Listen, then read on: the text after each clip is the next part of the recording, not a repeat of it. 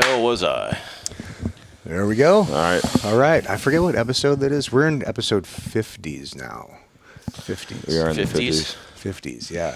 So we have our second returning guest ever, Jon Wechter, former Army Ranger. What episode was you on again? 20, I think? Yeah, it was pretty early, I think. Yeah, it was pretty early. We were just getting our shit together at the time. And we still don't have our shit together. Yeah, exactly. Still trying today. I feel bad that the Patreon guys are going to have an extra 25 minutes of us messing with the cameras Finger and shit. fucking. We blew our load yesterday with the sheriff. Yeah. I'm Jon Wechter. I'm running for governor of California. They call me Hannibal Wechter. So there's so we're still trying to figure out the format of having a previous guest on while not doing overlap. So I was going through yesterday. I was listening to the previous episode to make sure we didn't like overlap stories. I forgot how fucking good it was, dude. So to free us up to get into other stuff on this episode, I want to do a quick recap of the previous episode because it was pretty fucking funny. And I wasn't there for that one. That's right. No, Yeah, you weren't. Yeah, and it was still funny. It was good. Yeah, weird. It was shorter. Yeah. So it started off with your background growing up, gaining the Rangers, quickly devolved into a story about waxing buttholes, talking about being a bartender at the Brass Rail, which is a gay bar in Hillcrest, talking about the difference between RASP, Ranger School, and kicked out of Ranger Battalion, throwing TV through a frat house window, broke into a locker room at UW, and stole some helmets, which funnily enough came full circle with the story that we were talking about before we came on. Yeah. Contractor Blackwater, we talked about God versus religion, Shroud of Turin, abortion, like all the things you're not supposed to talk about on, Jesus. on stuff. Shroud of Turin. Yeah, we went hard, dude. Damn. It was good. So if you guys are interested in this episode, definitely go back and recap the first one because I think it was probably one of the best ones we've done. Yeah, and the numbers support it too. Like you're one of our. Oh, we didn't reference Black Mamba or Black Thunder. That was the biggest thing of the last one. That's right. Everyone Totally ate forgot. up the 2-foot black dildo that Rangers have been jumping into combat for a long time. That's right. I think that episode has that clip has 700,000 views or something. So speaking of which, at SHOT Show, I just found out the current status of the Black Mamba. Really? And I was told that it was actually diced up into pieces and split up between the battalions. And now it's kind of going in different directions. Like usable pieces or just like a milkshake of pieces? I don't know. It depends on how big the Mamba is. I bet you if ECO is still a thing because ECO is a support company. I don't know if it's still a thing because usually in times of war, they'll shorten down the companies. So like when GWOT kicked off and everything was going on, they added DECO. But ECO is like the support side. I bet they got the balls. I bet they got the nutsack. I'm trying to figure out who I can call. Dude, that's like some King Solomon shit, though. Like, do you want to split the baby in half? Or fuck it. Like, fucking William Wallace, the dildo, ripped it apart. Just put different pieces all throughout giving the order company. to you guys need to dissect this dildo. Yeah. Oh my god. Oh, That's You're gonna fucking join crazy. or you're looking at fucking YouPorn. Yeah. Just looking up black dildos. Grinder. On my Trying to figure out how to use Yo, our hit me up on cameras. Grindr. I'm the closest I was one. trying to look up some Shroud of Turin shit. I'm like, Why? why not? Yeah, it's pretty interesting. We touched on it last episode, but we didn't go super deep on it. But there's a debunking of it, and then there's a debunking of the debunking. It's which is so a whole fucking different weird, story. dude. Yeah, but Also, I'm just trying to figure out why we give a fuck about a bed sheet laid over a dead dude. yeah, It's pretty wild, dude. It's pretty wild. Like that thing is unexplainable even now. I just don't believe anything anymore. I feel I know. like the more we go on, like the Russians claim to have Hitler's skull because they're the one who found him, and then they tested the skull and it was a female skull. Yeah. So like Russia's been sitting on this female skull and saying then this is there's Hitler. for declassified fucking CIA files that say the motherfucker lived in Argentina for I fucking fully 30 believe years. That's Yeah. That makes sense. And they That's- have I can see that. literally evidence and eyewitnesses that are like, yep, Neighbors. And they're Yeah. like, wait, that's Hitler? You just see Yeah. Hitler That was out there my fucking neighbor. getting All the he did newspaper in was the grow morning. out the rest of his mustache, and no one could recognize him. He's getting his just paper looks in the like morning. He's Luigi. like, hey. Or, shaved his head. He's the first skinhead. he's like, all right. We're doing this live. But dude, I saw a Trending thing new. on Instagram, and it was seven signs that prove that Christ was real. And not that I'm a skeptic or an atheist or anything, but dude, it was like the crown of thorns and like the spear of destiny, and it was like all these things that are easily replicated, but it's shit that's Right. like, well, you could have found a fucking a spear tip in the Right. fucking. That doesn't mean that's the one that Yeah. pierced the side of Christ, and there's Right. supposedly like 3 different pieces of it, and like one's in Austria and one's in Rome, and Yeah. it's like A lot of that circular reason, though, like, well, it's true because it says so in the Bible. I'm like, that's not how you. The Bible was written validate 900 things. years after he died. And one of then my the whole biggest- story, we were talking about this on the way here, where it's like the he say, she say. We're like, and I'm a spiritual person. I'm not knocking anyone, but like every person, an apostle in the Bible is like, no, Jesus and I were the closest. You know what I mean? Yeah. That dude was my guy. I raised him. He was my son. You know We what I mean? were Where you're like- boys Yeah, and exactly. shit. Where you're just like, you just never know. I'm not knocking anyone, Mary but Magdalene was a whore. I got some of that. Well, the thing that bugs me too is I just saw that some shit's coming out that like we found Noah's Ark, and so they're doing like LiDAR, and I'm looking at it, I'm like, yeah, where'd you put all the fucking animals still? Yeah. It ain't that big of a boat. dude, if that story is true, I think the Ark is a fucking spaceship.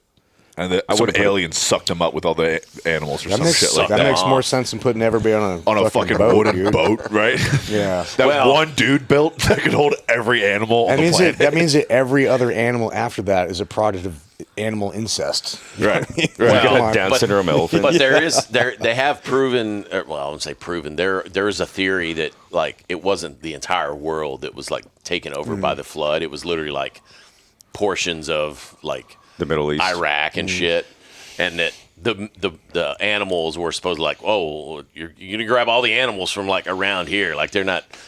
Importing zebras. They, and yeah, shit, yeah. It's even God but- knew that we Yeah. needed to drown all the Muslims. But yeah, I mean, you guys have seen like, but you guys have seen Well, they weren't muzzies then. the fossils of like shrimp and crustaceans on the tops of mountains and stuff. Like Yeah. that's a real thing too. yeah. So have you guys ever heard of the Younger Dryas?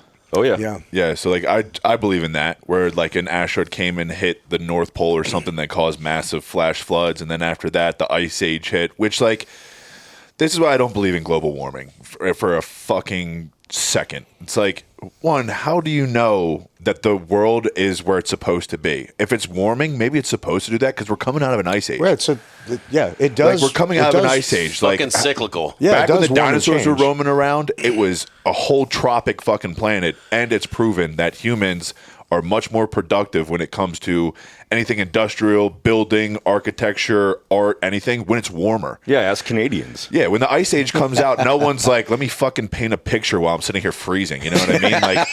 Like, yeah, exactly. Leonardo's painting baby dicks on the fucking roof of the Sistine Chapel It freezing. was cold out. Yeah. Well, yeah, and you have that giant meteor that hit like the Yucatan Peninsula, and it supposedly wiped out all the fucking dinosaurs and shit. Dude, I wish that would happen tomorrow. There was You know a what I mean? really good Starting movie in LA, Fuck dude. this shit. Yeah. starting in LA. Yeah. Maybe it's like a small meteorite. Because at that point, like honestly, if it's coming and we're seeing this shit come down, like A, I'm hoping it happens in LA. B, that means it's hella quick for us, but that's gonna Yeah. be the first time that I try heroin. Oh yeah, I'm shooting just like- smack into my eyeball, and I'm watching that asteroid come right at me. Dude. Best light show I've ever had. Come at me, bro. grab a surfboard, and just like, dude, I'm gonna hit this tsunami. Let's ride it, dude. Let's You fucking might as ride it. well. I mean, shit. If you know you're gonna die, Yeah, going at Why full not? point break. yeah, that's the best place to be. Right under the thing. You're like, well, Ride a 300-foot wave on heroin, and then just fry. I actually looked up the blast This zone. started off 300 nuts. foot wave. Yeah, I looked up the blast zone for a nuclear blast in like Coronado. It's pretty interesting. So I think it's like 14 miles. I forget it's 714, but so we're like in Pacific Beach and we're right outside. Like wouldn't immediately die, but you'd be pretty fucked up with like the radiation. But So be inside. Wait, radiation from what? like if there was if somebody did like a nuke on nuclear Coronado. bomb on Coronado, right? oh. Or the naval base. Well, dude, they were saying also while we're talking about doom and gloom, fucking the giant super volcano from Yellowstone. Oh, this is exciting times, Yeah, dude. they're like, dude, like if that thing erupts, like the entire western United States is Done. fucked. Well, Just also gone. like that's what they also talk about before the asteroid, or sorry, after the asteroid is like everything that's smothered up is actually what did the most damage because like the sun couldn't break through Yeah. all the smoke and smog. from Nuclear our- fucking twilight. Thank God we have Teslas now. Saving the planet, one slave in a lithium mine at a time. Lithium mines. This is a great start to this episode. Right? Yeah, I I wasn't think this sure is we were going to go the there. most aggressive start. Yeah, right. Well, aside from the one where I think we started off our first 3 sentences was Kevin being like, so she says something about this huge dick. We actually had comments. I'm like, I can't watch this podcast for 3 seconds. I think Just it's wait, a it gets worse. byproduct of being PG yesterday with Oh, that's right. We had to hold all our fucks in. yeah. Yeah, that was the first thing I called my mom on the way to the studio yesterday. I'm like, yeah, we're having the prospective governor on the show, and I'm like, I gotta watch how many dick and fart jokes I talk about, and she's like, you could probably say fuck a lot less too. I'm all like, That's the hardest thing. That is the hardest thing. Fuck that. Fuck is by far the greatest word ever invented. It really is. It's an so adjective, versatile. it's a noun, it's a verb. It can accentuate itself where you can say this fucking fuck. You know what I mean? Like, best word, hands down. Or fuck this fucking fuck. Right. You know exactly what we're talking about. Yeah. Exactly. Yeah. It's like Aussies and cunt. Yeah. They just overuse the shit out of that. But I love it. That's what makes it so great. All right. Good times. Good All right. shit. So we do have somewhat of a structure. Well, I don't know if I call it a structure, but we have a list per se. A loose following. Yeah. A loose syllabus. Yeah. There, John. that's a So good way to John phrase it. sent over a list last night or today on that's pretty wild list. I don't know if I should just list because they're fucking wild. I don't know if I should just list them all or we just start off with one and then move. Let's start, You want to just like, yeah, and then we'll go off that one. You know what I mean? right? Yeah. Close your eyes and hope for the best, maybe. We'll just start with this. Kimono on shrooms in quad nods. Okay.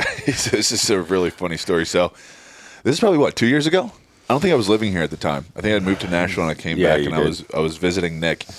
And was it a holiday? I think it was a holiday. It might have just been like a Memorial Day type of holiday or something like It that. was like Veterans Day.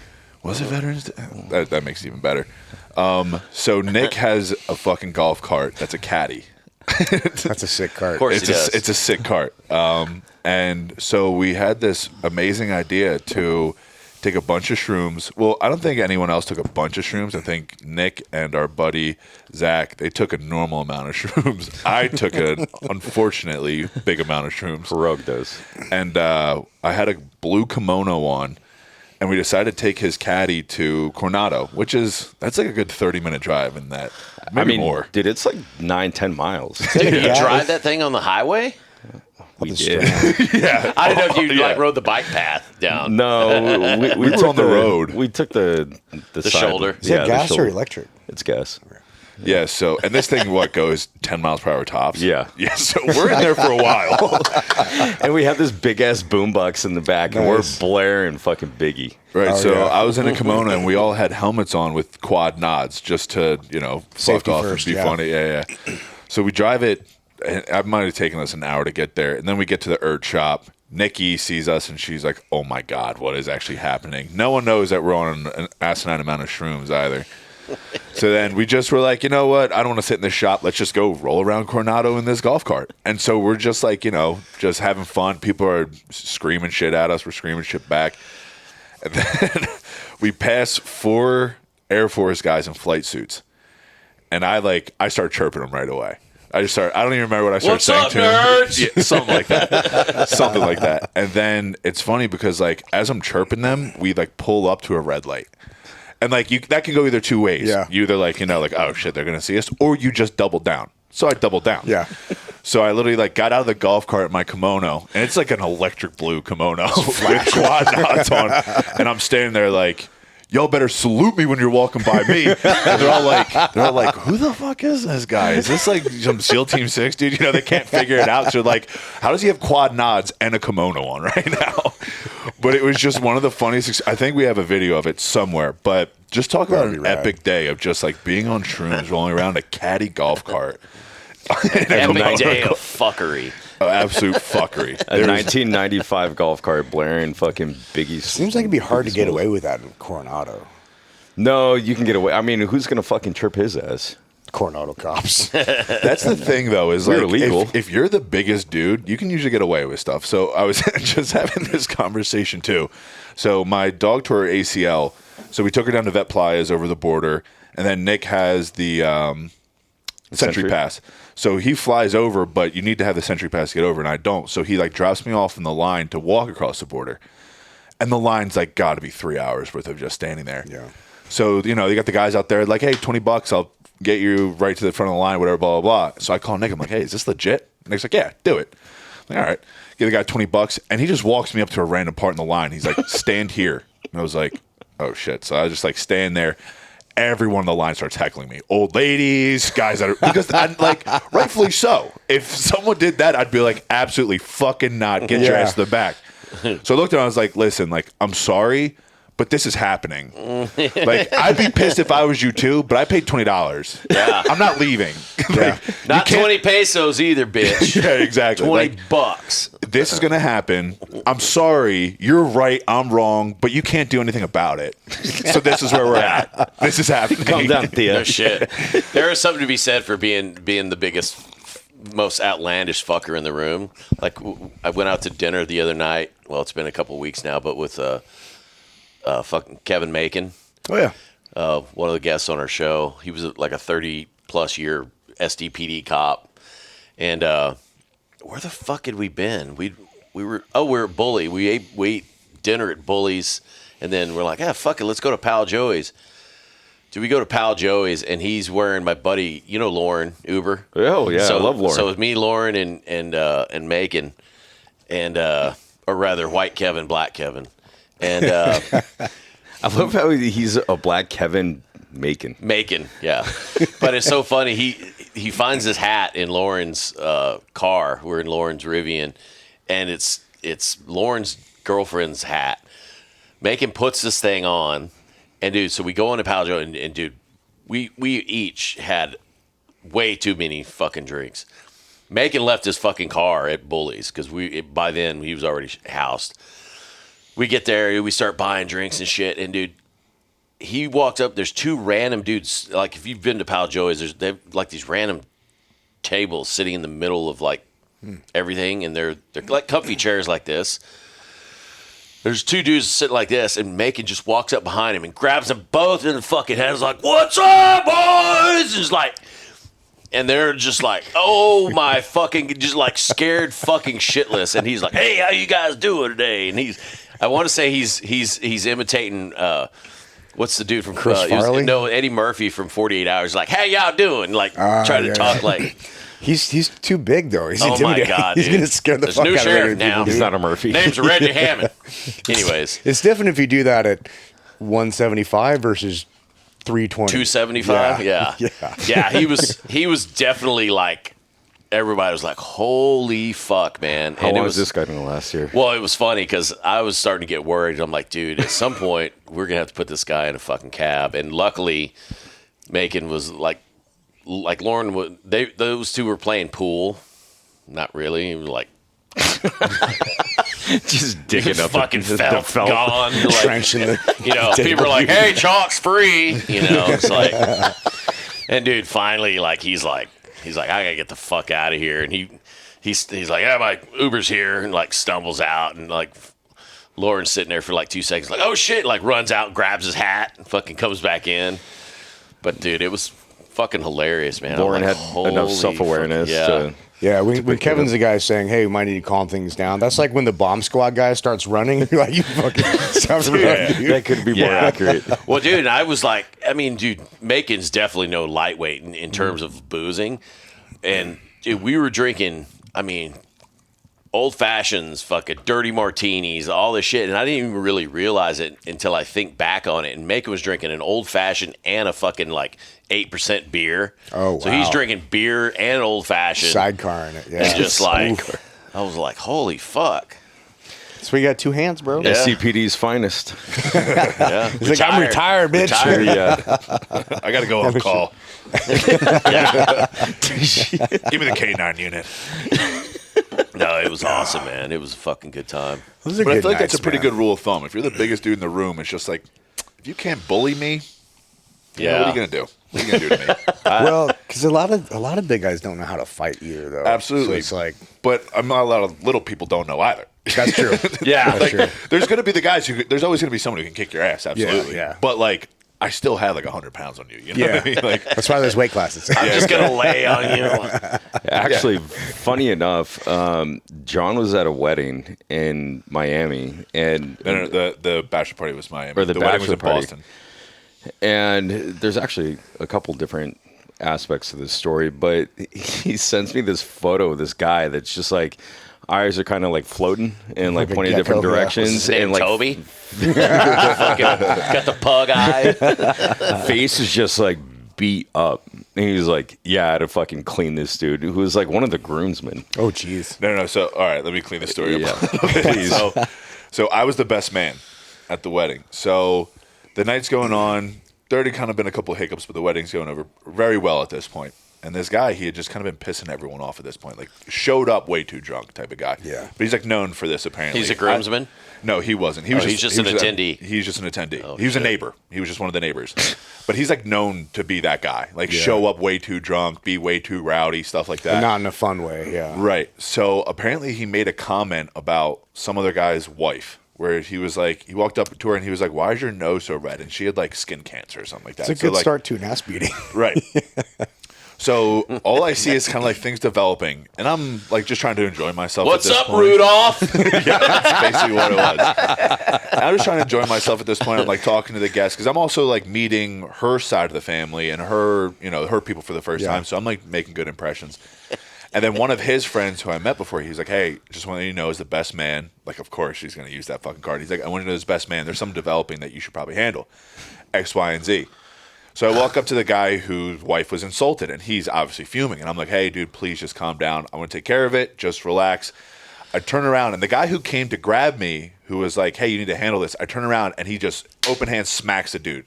I'm like, okay, so I'm the cleanup crew at this point. I'm like, I'm So separating. he just wanted backup. He didn't want de-escalation. He just wanted backup. Dude. Exactly. So like I'm separating everyone and I get the guy to leave and he's like yelling whatever, get him to leave. His wife comes walking up to me and she's just like, this is so fucked up. I got pushed. The other guys, the red-nosed wife? Correct. Okay. No. The guy who got kicked out. Okay, his wife, Yeah, yeah. sorry. This is such a stupid story to try and get in all this detail. But his wife comes up. She's fucking hammered. She's screaming at me like, and I don't know who she is. She's like, John, this is so fucked up. I just got smacked or some shit like that. And I was just like, I'm sorry. I don't know who you are. Please just leave. And she was like, she walks away. And I was like, all right, cool. Everything's fine. Yeah. I'm going to walk inside the wedding. Then I hear him come running down the street yelling full bloody murder. Who hit my wife? Who hit my wife? And I turn around. He's yelling right at me. And I'm like, hey, guy, I'm not the one. I didn't hit your wife, whatever. And he swings, so I just duck and open palm, hit him, grab his throat, and put him in the ground and just rib check him. And then, like, I'm now losing at this point. And, like, people are like, okay, all right, you know. And then everyone starts like, well, now we need to calm down. It's like, no, fuck you.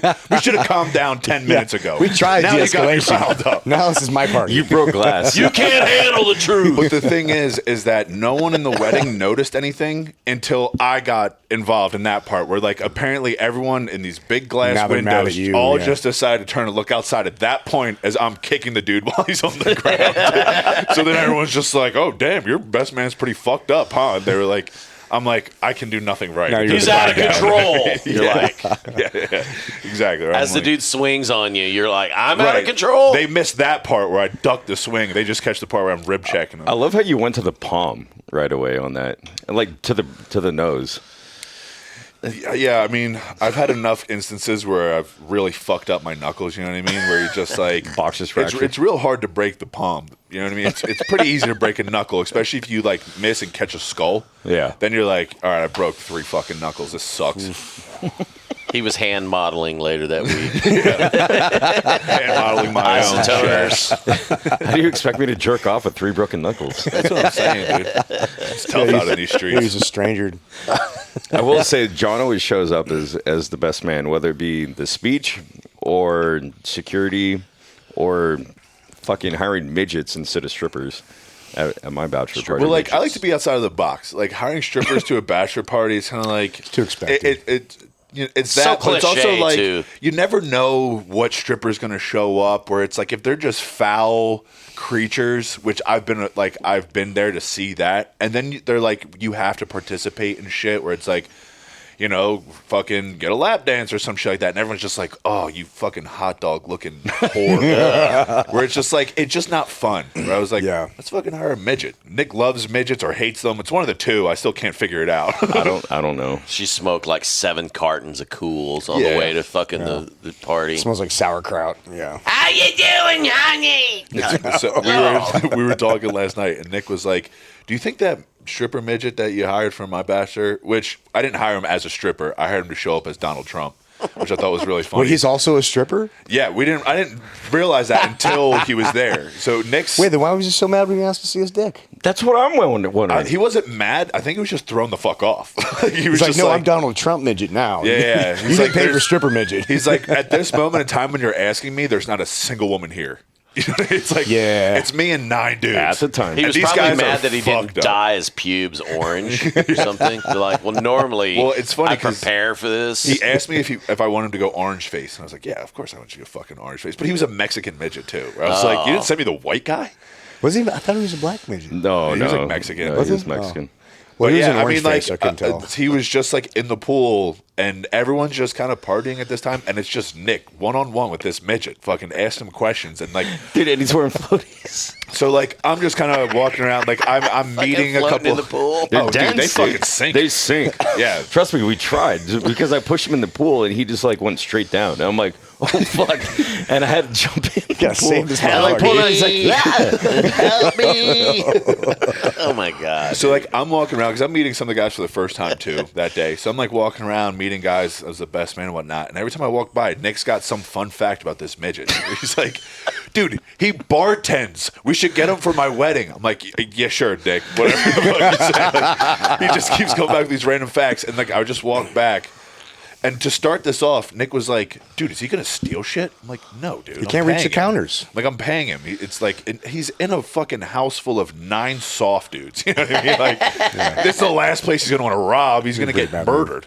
So, like, Nick's like, I want to beat him with a spatula. I was like, Nick, take a breath, dude. Give me a wooden spoon. This is so supposed excited. to be enjoyable. Like, just relax. And then, I walked by one time, and Nick's like, I just hear him like, dude, just pull out your dick, dude. Like, it was just like, I was like, what is happening? No wonder the guy was so nervous, dude. And I got a spatula like stuffed in my board He shorts. tried to drown him. He tried to spank with a spatula, and then he tried to see his dick. He's like, get me the fuck out of this house. There's shit. It's like a group of 500-pound white women sounds way better than this right now. Oh, God. Well, now we're going to have a midget on the show to prove that we're not heightist. I think. Dude, you gotta pay him for fucking everything, though. Like They deserve it, though. No, They're just the pun of the joke the whole time. You know, you just make fucking, hey, Barstool, come over here. Let me take a seat. You know, like. Well, so we were at dinner like 2 nights ago, and we were kind of on the midget topic, and an issue came up, like kind of regarding the whole thing. And so when I was at SHOT Show, after you politely exited in probably good form. I was only there like 12 hours.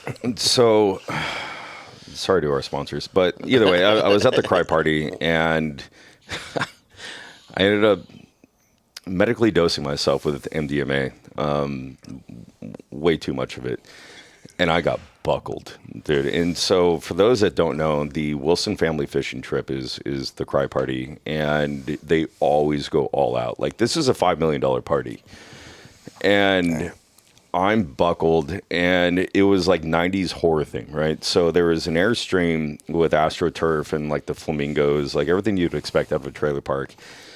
And I found a fold-out lawn chair, and I just like sat there, and I'm like, oh, buddy, like I'm not okay. And I'm like, mouth is getting wet, and I'm like, uh-oh.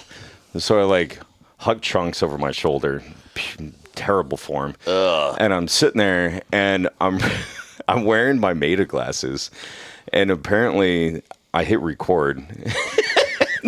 And so I disappeared for like 2 hours, right? My wife can't find me. She's with a bunch of our friends' spouses. And they end up finding me, and the whole question is like, where have you been? I'm like, I've been sitting here the entire time. So I was staring at this go-go dancer's ass, but then they unleashed this like Was he harem hot? of midgets. And all the midgets like faces are like painted in like horror shit, and I'm like, That would be like dude, like jumping back like in my chair, and I'm like, no, no, freaky no, sober. The floor is lava. dude. And one of them comes up to me, he's like, la, and like yells at me, and I'm like, boom, and I like pumped him, and then that's when like the attention kind of like got on me. And I don't know that I pumped it. It was very blurry. I just remember like like foot got extended, and Just so like he, to keep your distance. yeah, Don't come like, anywhere near me. this is my radius. So he falls over, but then there's like ass, and then there's like terrifying midgets. But like, You're yeah, I don't conflicted. know. Yeah, I was so conflicted. I'm like, I'm sitting here drooling, kind of throwing up on the side, and then like this midget with his face painted, looking like fucking Thor, just like comes running up to me. That would Freddy be pretty Krueger. freaked out. Yeah, I was fucking freaked out. And so the long story is Nikki didn't believe me, and then I end up downloading all the video footage, and it was just ass out of the go-go dancer, and she was like, the fuck? and then the midget started running around, and that's when you see my glasses like running frantically, and I'm like trying to figure out how to like beat feet out of dodge. I tried to get in the airstream to like stay in there and hide out, and that wasn't accessible. I thought about taking like a pry bar, and I'm like, these things can't be that bad, but Yeah, they're it's just aluminum. they're a $200,000 tuna can. Yeah. Slowly peel that thing back on Molly, just like, oh, I'm the strongest man alive. Yeah. Sit there with a P-38. Cut a hole in the side of it. Dude, funny enough, last night I was smoking a cigar in the garage and like kind of building out my kit for Mammoth, and I found a P-38 can Oh, opener. shit. And it was still on my dog tag chain. Nice. I'm like, damn, I'm that old. Also, I'm not even that old because I never used it. Sea rats. I never used it the entire time I was in. Like, when was the last time you had to fucking use a can opener? Well, this this parlays into another story on here. I don't know how much of this we already covered, but the notes are Nick's Bachelor, midgets, and pregnant women at the pool party. Yeah, so Maybe that's a piece we haven't hit yet on there. Oh, fuck. I remember So we, this. I planned like a Vegas style pool party thing, and that, it's funny because I'm probably, I'd say, the youngest guy there besides Zach. Yeah. I was probably the youngest guy there, and so like we're about to go into a pool party, and I kind of give a brief where I'm like, if you find any women, you're buying their fucking drinks. I'm putting my card down for the table. They're not drinking a single fucking thing on the table. No Everyone bottle understand. And Rats are, funny ass people. We go in.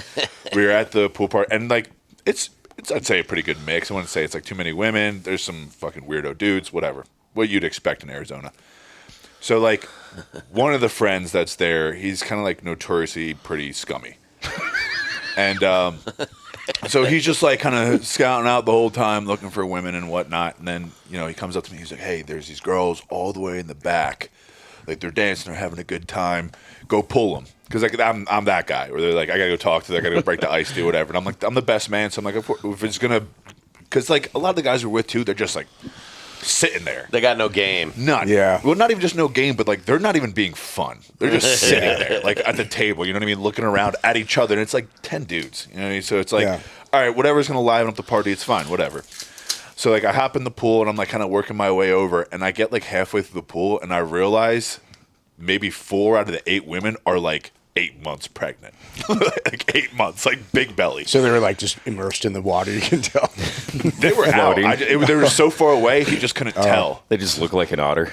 Yeah, so like, and like normally you'd think like, okay, this is a no-go bail, but I'm like, no, this is actually gonna be really fucking funny. So like, I go up and I was like, hey, ladies, what's going on? Want some shots? It's like, you want a dart? Yeah. There's a You got chocolate milk in them titties.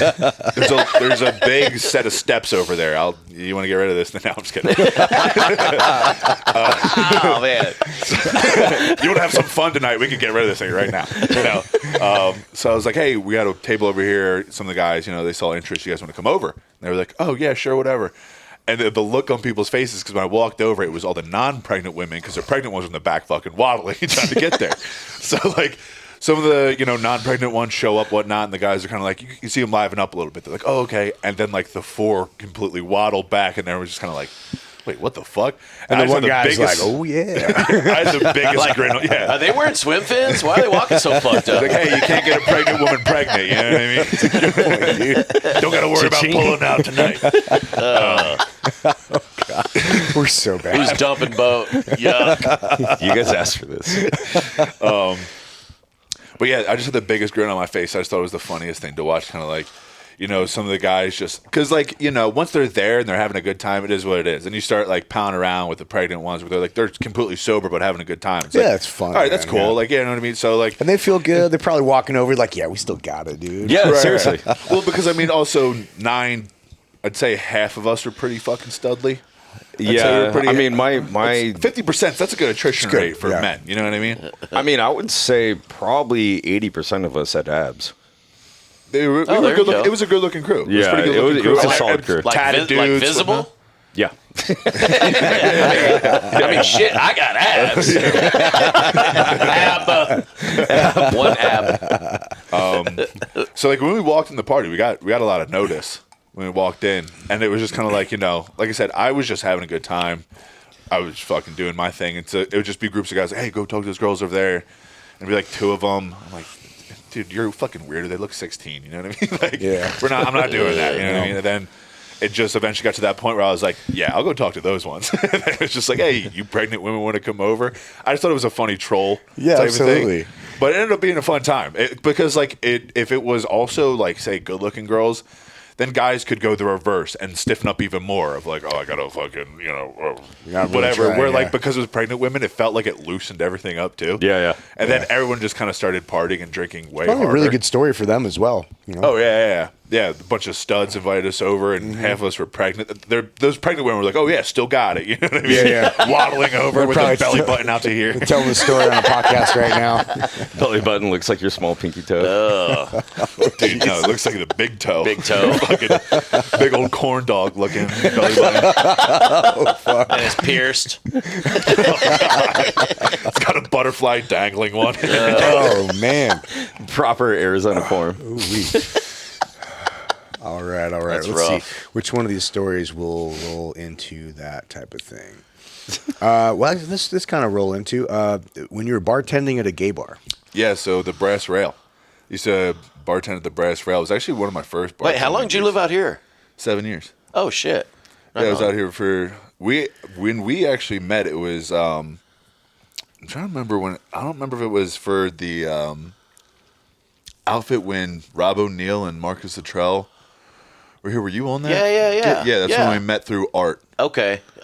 That makes perfect sense now. Yeah, so that was like my first year here. I think that was like back Oh, wow. in 2017. I was like 25 then. Yeah. That was a long time ago. How old are you now? 33. I just turned 33. He was actually out here for his birthday. Oh, dude, right on. Happy birthday. Thank you very much. Yeah, we had a little barbecue last night. Just a nice little group of people. It was fun. Which is, I love having like no birthday celebration or just like very little things because like once you're done in your 20s, it's just like I just want to Yeah, have a after dinner. 25, there's no good birthday. Yeah, come over to 25 my is house. you can rent a car. That's Right. The only best one. birthday gift I could have now is like someone just cook me dinner. You know, like that's all I ask. Just I don't want to have to cook for myself tonight. Which you ended up having to cook.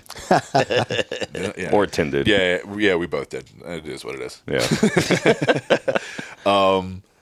What story we were in segueing? Brass off of? Rail. Oh, the Brass Rail. Yeah. So Which they just changed the name back to the Brass Rail. Apparently it Really? was something else, They right? just changed it to like brass or the rail. It might have been, which is really funny for a gay bar. to Yeah, call it no a rail. shit, the rail. Let's go get railed. Yeah, Too, like, too overt, yeah. You grip that rail and you don't let go. With your teeth. yeah. The curb stop rail. Like an American History X rail. But yeah, just a really funny experience of just, you know, like, so when I first started there, you get the slow shifts. So they're like, you got to come in during the lunch hour or whatever. We're thinking I'm like, it's a high volume bar where it's just drinks. You're not having conversations. But to start, you got to do the slow shifts. So then you just got like 9 gay dudes that you have to talk with the whole shift, which like, it was funny. They're fucking hysterical. Like, I'm the type of person where I'm like, I see a gay dude hitting on me like a fat chick hitting on me. You know what I mean? It's the same. Yeah. It's the same. As long as they're like respectful about it and not like gropey. Gropey is Right. As long as you're behind the bar. Like, you get some odd comments here and there where it's just kind of like, that's funny because I've heard a guy say that to a girl bartender too. You know what I mean? And it was my friend. You know what I mean? Like, I've heard my friend say some really weird shit to bartenders too. You know what I mean? But yeah, it was just a really funny experience. But like, it's funny because like when guys hear that, the first thing they're like, "Oh, gay." I'm like, dude, that fucking money was not gay. Yeah, that was straight money. Yeah, money's not rainbow. Yeah. Yeah, exactly. But I think guys just get so caught up in that, like, I can't be around them. Where it's like, fucking why? Like, I've seen the women you hang out with. You know what I mean? Like, I don't want to hang out with them. I'd much rather hang out with some gay dudes. And I'll tell you, gay dudes party harder than anyone else by far. And it's not really even close. They're super fun, dude. And So most of them not are like close. very pragmatic and logical too. I mean, you'd think they'd be more emotional, but they're kind of like They're dudes. Yeah, they're still they're dudes. dudes. They're still dudes. They just, they fuck around with other dudes. Which, like, I'm not going to lie, that's not a bad bet. It's My not a life would bad be game. so much easier if I was gay. Oh my Right. God. That's what I'm saying. Like, no drama, no worries. So Like, easy, life dude. would be a lot easier if it was just like, if I, like getting piped or What's up, something. Yeah. You Yeah. want mimosas? Bet. You ain't got to worry about getting pregnant. At most, you got to worry about getting herpes or some shit, Well, Maybe AIDS. I don't know. All right. So, like, kind of overarching question. How many times are you guys confident that you could put a finger in your ass without getting poop on it? 0. Yeah. This is part of the process. I mean, I'm sure Dude, a mouth's there's a mouth, though. You still got the mouth. You don't have to go. Yeah, but the mouth ain't the tater hole. No, I mean, one feels better than the other. I mean, I'm personally not that big of a fan of head. It Really? depends on the person. I don't like blowjobs either. What the fuck? Yeah, I'm What's like, wrong with you guys? I'm like, get it lubed up and then let's go to I town. was just thinking, there's a 3-6 Mafia song like, I love the pussy, but I'd rather get head. Well, I think for 3-6 Mafia, their dongs are also a lot bigger than mine. So The Memphis boys. yeah, the Memphis boys picking up little white girls probably isn't conducive It's to all- anal. Sexual chocolate. It's all part of the person, I guess. Yeah. But I'm just like every time that they want to have sex, like we don't have to prep with women. Be like, hey, you got poop in that thing? Well, Like- you talk about some chicks, like chicks that I don't know do about that. like chicks that do massive amounts of Down on fucking IB? anal porn. I mean, You They prep have a for it. process. chicks are though. they're like But gay enemas dudes- and shit. I think but the biggest thing with gay dudes would just be worrying about the prostate. You know what I mean? Because if you get deep enough, that prostate's coming right back out the other side like a fucking pink sock. Actually, we just had Tim prolapse on. rectum. Exactly. We That's what just- you'd have to worry about. Yeah, we just had Tim on. And he was talking about when they were in the 18 Delta course, and you have to do it on your Oh partner. yeah, they're doing prostate exams and on doing each other. prostate exams, making each other pee, and they're just like sitting there giggling about it. Dude, I saw your dick move, you fag. With your fingers in their butt. Yeah, it's like you pee a little bit when I stuck my finger in your ass, you queer. You're like, dude, what the fuck? God, I hope the governor doesn't listen to this episode. So, Dude, and so the here's military is so weird. one of San Diego's most historic LGBTQ landmarks is reclaiming its roots and its name. This is dated February 5th, 2026, in a show of local pride for the queer community. On Thursday evening, San Diego's oldest LGBTQ plus bar will officially return to its original name, the Brass Rail, restoring a 93-year-old legacy that dates back to 1934. It was one of the first bars in San Diego. Holy Like, cow. it's prohibition Yeah. themed. So like we would Previous just to work that, on like I guess they suspenders. changed No it shit. to the rail. Wow, Like, I mean the that night was shift. The so night it's- shift was dope. The It's night been a shift gay was cool. bar since that long. I mean, you had to I don't be know if it was pretty always a underground gay to be- bar. Like you don't know. Your dad went there. You went there. I'm not that old. I mean, it's been the butt of at least jokes in the SEAL community for, 90 maybe not even less than 90 because the SEAL team's only been the around butt of the since the jokes. I think 60s. you know one seal that I could probably find there. Oh no, he moved. One. The only one. Yeah. Well, yeah, that I Dude, there hang out with. there was some SQT students that actually, basically, I want to say dimed out. There was an SQT instructor. I don't even know, not even say his names, but I did a platoon with a fucking guy, shit. and He's like, guys can't have fun anymore. yeah, but dude, they like these I can't go SQT dance in students. leather anymore? were it wasn't the Brass Rail. What's another gay bar up there? Route. Moe's. Moe's. That's the one I was thinking. of. I don't know what it was called, but is there? I'm trying to think of them. Dude, I've worked a few prides. They're fucking fun as shit. Yeah, gay guys I don't are give a great, fuck man. what They're anyone fun. says. Well, dude, these It's guys fun. basically they went to the CMC and they're like, "Hey, we saw instructor so and so at this bar." Like, what were you doing? at And the he gay was bar? like dancing with a bunch of other dudes. Was this before Don't Ask, Don't Tell? It was what year was this? This was probably in. Don't Ask, Don't Tell, I believe it was like 08. dude, I don't. I want to say this is pre. No, it was post 9/11. This had fuck. I don't know when it was. Early 2000s. I mean, you definitely had to hide so back that then. so that was still because I think was he a team guy? Yeah, I know a team guy that got kicked out for that. Really? He's a good dude. I don't know that he got kicked out. I think they just let him get out. I think He didn't there get was- like, "Hey, turn in your bird." I think there was another guy That's that got kind of kicked fucked out. up, though. But he's a to be good dude. honest. Yeah, I mean, I mean, As long as you don't- If your boys don't know, then like, does it dude, whatever. matter? Well, the thing it's is, like, irrelevant. people think that don't ask, don't tell was a bad policy, but really what it was just mind your own fucking business. Yeah. Like, don't be flamboyantly to Right. the point where like you're obnoxious Yeah. about it, and don't ask people's and I personal think business. I think that's kind of how most people in society kind of function. They're like, "Dude, I don't give a fuck what you do in your own home, Yeah. but I don't need to see it in my face," type shit. Yeah. Don't be Whereas- wearing a sock on your cock around my kids. Yeah, Yeah. and I think But like straight dudes do that. You know what I mean? Like, how many Red like, Hot Chili Peppers. There's no one gayer than a platoon of soft dudes. You know what I mean? That's true. Like I still remember going out into the field. We were doing some fucking training, whatever, and we were doing bounding, and I literally like split my pants all the way up the seam where like my balls were hanging Yeah. out the whole fucking day. We're out in Washington where it's cold, so like my dick was inside of me. But we get but we your get, balls weren't. they were just mad shriveled, looking like a couple chestnuts. 2 peach pits. Yeah.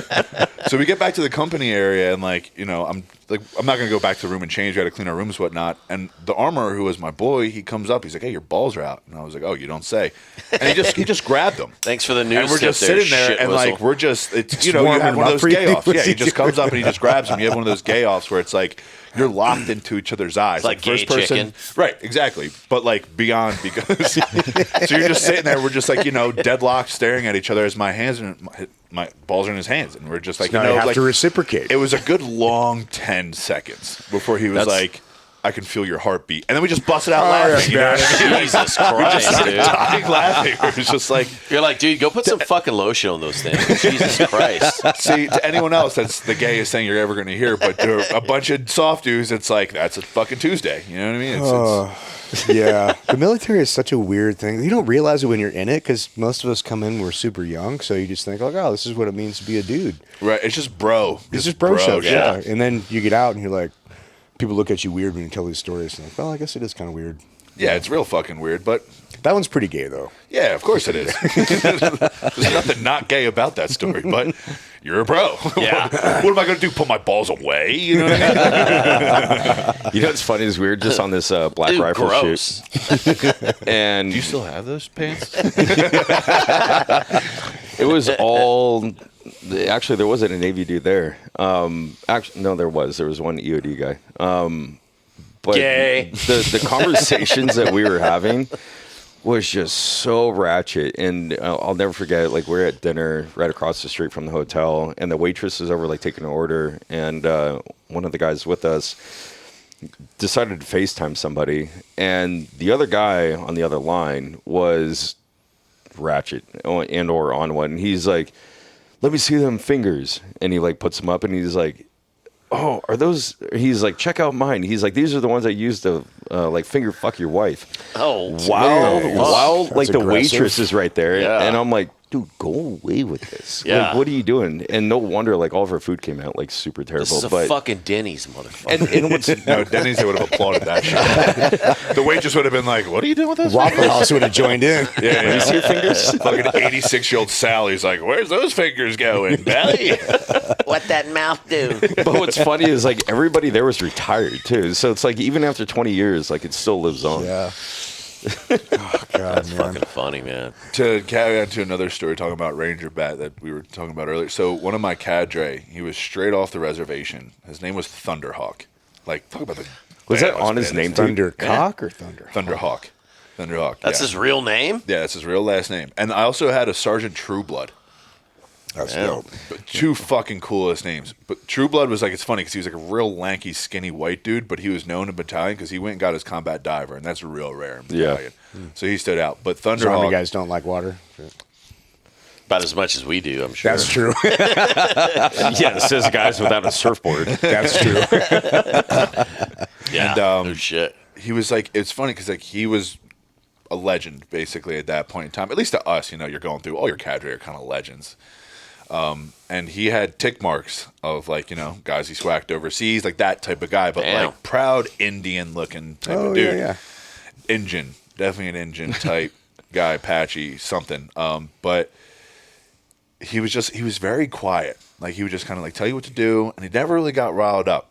And the one time he did was, we have this thing called Coal Range, where it's like our version of Hell Week. When you go out, you like do your 12-mile ruck out there, then you're out there all week. You got to do land nav all day, classes at night, whatever.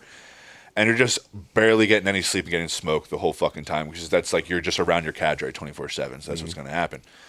And at the end of it, to like reward you, I guess they sell you hot dogs and a candy bar and a soda. They sell it to you?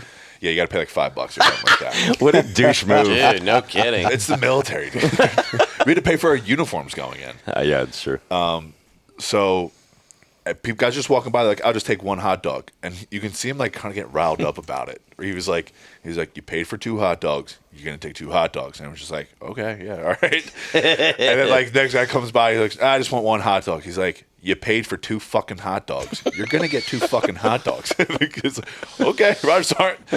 I'm doing keto. I don't want the fun. You paid Next for 2 guy hot walks up dogs. and he's like, I'll just take 1 hot dog. And he literally stops what he's doing. He drops and he starts screaming, you guys paid for 2 fucking hot dogs.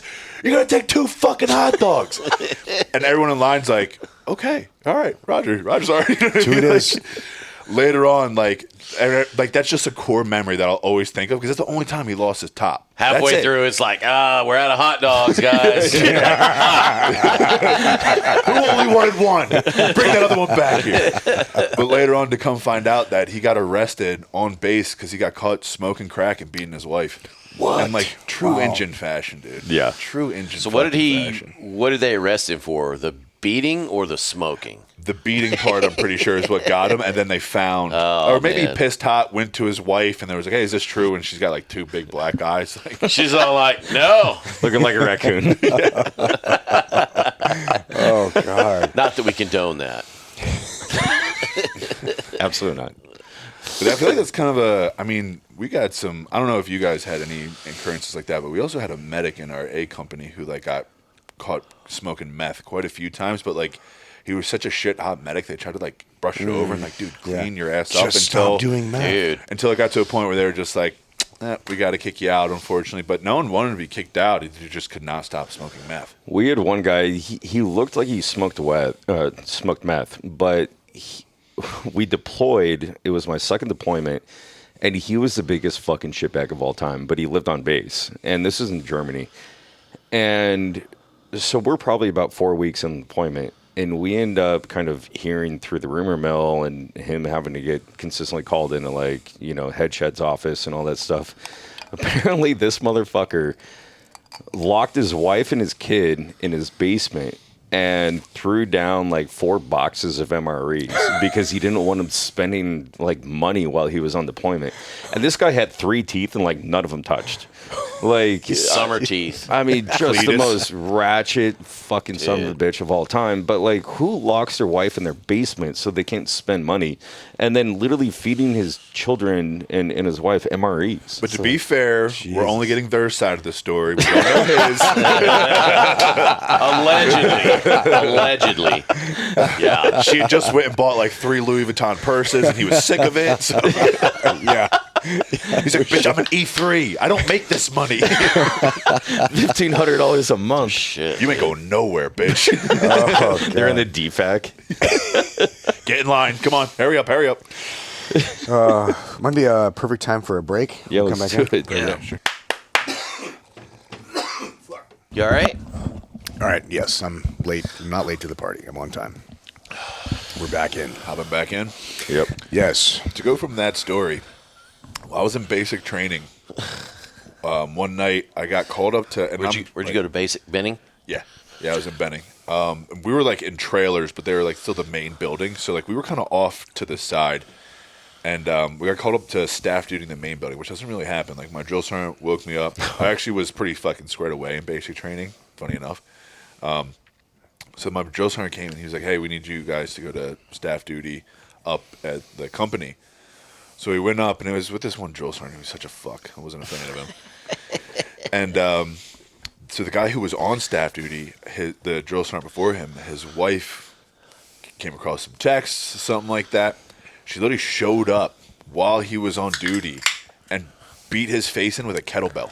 Whoa. Jesus. Like, deformed this guy, like leaking out of his face. So the ambulance came Jesus. and whatnot. And I was she like a fitness chick or a CrossFit chick? Latino, I'd imagine. Oh, yeah. That's what I would. I didn't see her, but that's what I would imagine. Maybe Filipino. Yeah, something like that. Something I can't lift the kettlebell. But yeah, that was like. So I'm talking to that drill sergeant. I'm just like, holy shit, is that like, to me, I'm like, this is my introduction to the military. I'm still in basic training. I haven't even graduated yet. I was like, yeah, this is pretty normal. I was like, were you Echo 119 if you were in the trailers? No, we were. You were like 2 something, or I don't know. Yeah, I we mean, were 2 something. who even remembers those battalions? 219 maybe. Yeah, fuck if I remember. Yeah, that was my Bud's class number. Really? What do you guys call your drill sergeants in Navy Basic? Company commanders. Yeah. Really? Every one of them? Yeah. Isn't that a lofty title for a fucking E6? If I know. You don't think about it as an E1. Yes. Yeah. What is it before you go to basic? What's that called? 30th AG. 30th AG. I remember Which is like adjutant generals or some shit. No. something. I just remember you don't have any military bearing there yet. All you know is that you shaved your head and your face. Like they haven't taught you anything yet. You're waiting to go to basic and where they teach you.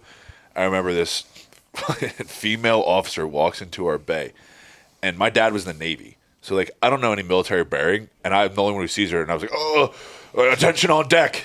You said that? Yeah, she looks over at me. She was like, you say the floor. You're not on a fucking deck, retard. And I'm just like, roger that, man. That's fucking funny. Dude, 30th AG, for those that don't know, so if you're going to Fort Benning and the infantry in general, I'm sure Fort Benning has other basic trainings on it, but it's also OSIT, which is like one station unit training. So we don't go to a school after or a different base or anything in order to like learn our job set. You just stay in basic for 16 weeks or some shit. But 30th AG is where It's like the processing. it's a onboarding. culmination of every recruiter in the country and their efficiency or lack thereof. And it's like, you get out the whole shark attack on base and everything that. And we didn't do our shark attack until basic. Well, it was kind of one of both. And that's the one where the instructors like swarm you, right? Yeah. Yeah, which was a fucking joke. Well, so actually, this actually makes perfect sense now because I'm such a fucking dumbass that I got off the bus from Atlanta Airport down into Fort Benning in Georgia. Dude, I showed up with a lip ring in. Smart. And absolutely not. Ballsy, though. And I showed up, and we're all standing there, and everyone's got, long hair, dreads, and, like, smelling like pot. And, like, some guys are still relapsing because they haven't, smoked meth in a while. Jesus. And it's just, the drill sergeants are just coming up and down, and they're, like, chewing everybody up. And then they hit me. And they're, like, with a lip ring, and they're like, a lip ring? Like, this fucking faggot loves to get his fucking mouth stuck on pubes, and just like started going down this whole thing. And immediately I was like trying to rip it out of my mouth, just getting hounded. And so we go through, they run you through the barber where, it has the vacuum on the back end of it. So it just takes up everything, and they just all your hair, cut you like sheep. And, I think I told this, I don't know if it was on an earlier podcast that we did or one of the other ones that Tim and I tried starting, but we get to our bay, right? And it's all just bunk beds and just lining down. And I'm in my bunk bed and immediately just landed bottom bunk. And so this guy comes up, drops his duffel bag of all of our RFI or like issued gear, and he's just sitting here like holding on like to the bottom bunk rail and like trying to like put his foot up on top of the on the top bunk. And I'm just like, is there a rock climber or something? fuck. I mean, there's a Just a ladder. retard trying I know. to get up on the top bunk doesn't know how. And that's all it was. Is he's like sitting here trying to put his foot up, and he's like literally mentally retarded. Isn't there a ladder right next to that, though? Yes. Oh, there you And go. so I'm like, dude, you need help? And he's like, yeah. How do I get up? And I'm like, You jump. the ladder. Take a like, jump, dude. And so I told him, but then at this point I could realize that Fucking like ASVAB waiver. he's mentally retarded. Oh yeah. And then, like, dude, I do have a huge affinity for the mentally disabled, right? Like, Right. you didn't choose this life, and I will always defend them. You know, like, it is like a very soft spot in my heart, even though I got no problem saying retard. Because we're not talking Because about there's two those different guys. things. Yeah. Yeah. It's like the difference between calling a fag, and like a gay dude a fag. I You know what I never mean? call Like, an actual gay guy a fag. Right. No. Unless he's being a fag. And it's been a fag. Well, this guy was being a retard. Right. And he couldn't climb on the top bunk. And like, I know nobody at this point, but other guys are like starting to kind of notice. And I'm like, what? Like, what the fuck's going on? And they're like, I don't know, dude. And so, like, four of us that kind of became like, you know, this crew. And luckily, like, well-intentioned guys just like, hey, man, and kind of pulled him aside and started talking to him. Come to find out, he was like, we're like, why are you here? Like, how'd you get to 30th AG, like, with your ASVAB and recruiters and all this stuff? He's like, my recruiter's awesome. Recruiter Steve told me, like, this is like paintball. Oh boy, this ain't like paintball. Wow. And so we ended up feeling terrible. And so he kept on fucking up, right? Which kept on getting us in trouble. And so there was just a shit ton of push-ups. And so then when we formed up for the chow line, They make you do push-ups? it's a switchback. And so we're in line, and he's like, you know, kind of going through the mix. And so the drill sergeants are coming through, kind of like scanning us as soon as we got our uniforms. And I was like, hey, drill sergeant. Which nobody wants to do at that point in time, right? He's like, what the fuck you want, bitch? And I was like, I'm not kidding. Roster number 5, he's retarded. And he's like, shut the fuck up. He's like, you're fucking retarded. I'm like, no, I'm not kidding. Yeah, I know. like, But listen to me.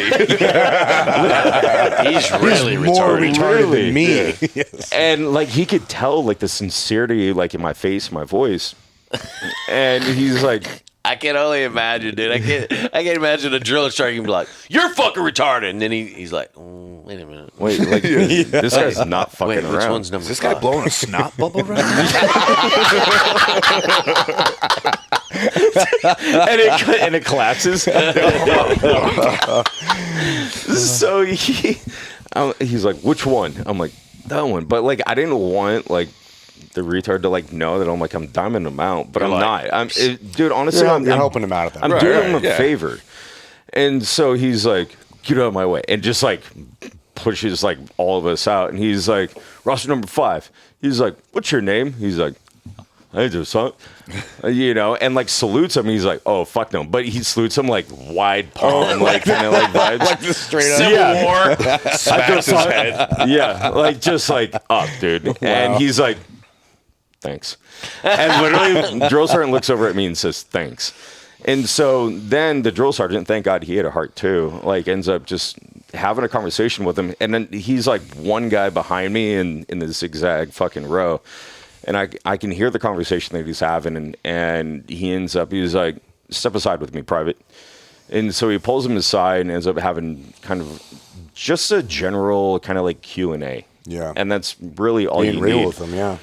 And Because like you're not gonna succeed. They're the nicest human beings on the planet. Yeah. Yeah, they're There's great. What are you They're gonna like? sweetest Even people. if you're a high functioning, mentally challenged person, like there's no place for extremely nice and kind human beings in the military. No, there's just especially not. when And they're you're- the best. Like I completely agree with Shane Gillis. It's just like we see it as something wrong, but like they're just living their best life. Yeah, dude. exactly. They're pretty happy about They're it. Yeah. they don't give a fuck about anything. They just Like want to to get go- home and like eat peanut butter. You know Grilled what I mean? And that's cheese. like best day ever. It's like, dude, if I could just be that, you know, happy all the time. Kind of like they a golden get it. retriever. Where'd you get that grilled cheese, Right, Danny? exactly. But you know, it's funny. On the first podcast, I think the most repeated comment is that people said that I reminded them of Shane Gillis. Totally. And I grew up like an hour away from Shane Gillis. No shit. Yeah, we're like, I think it's true. The best comedians come from the Northeast.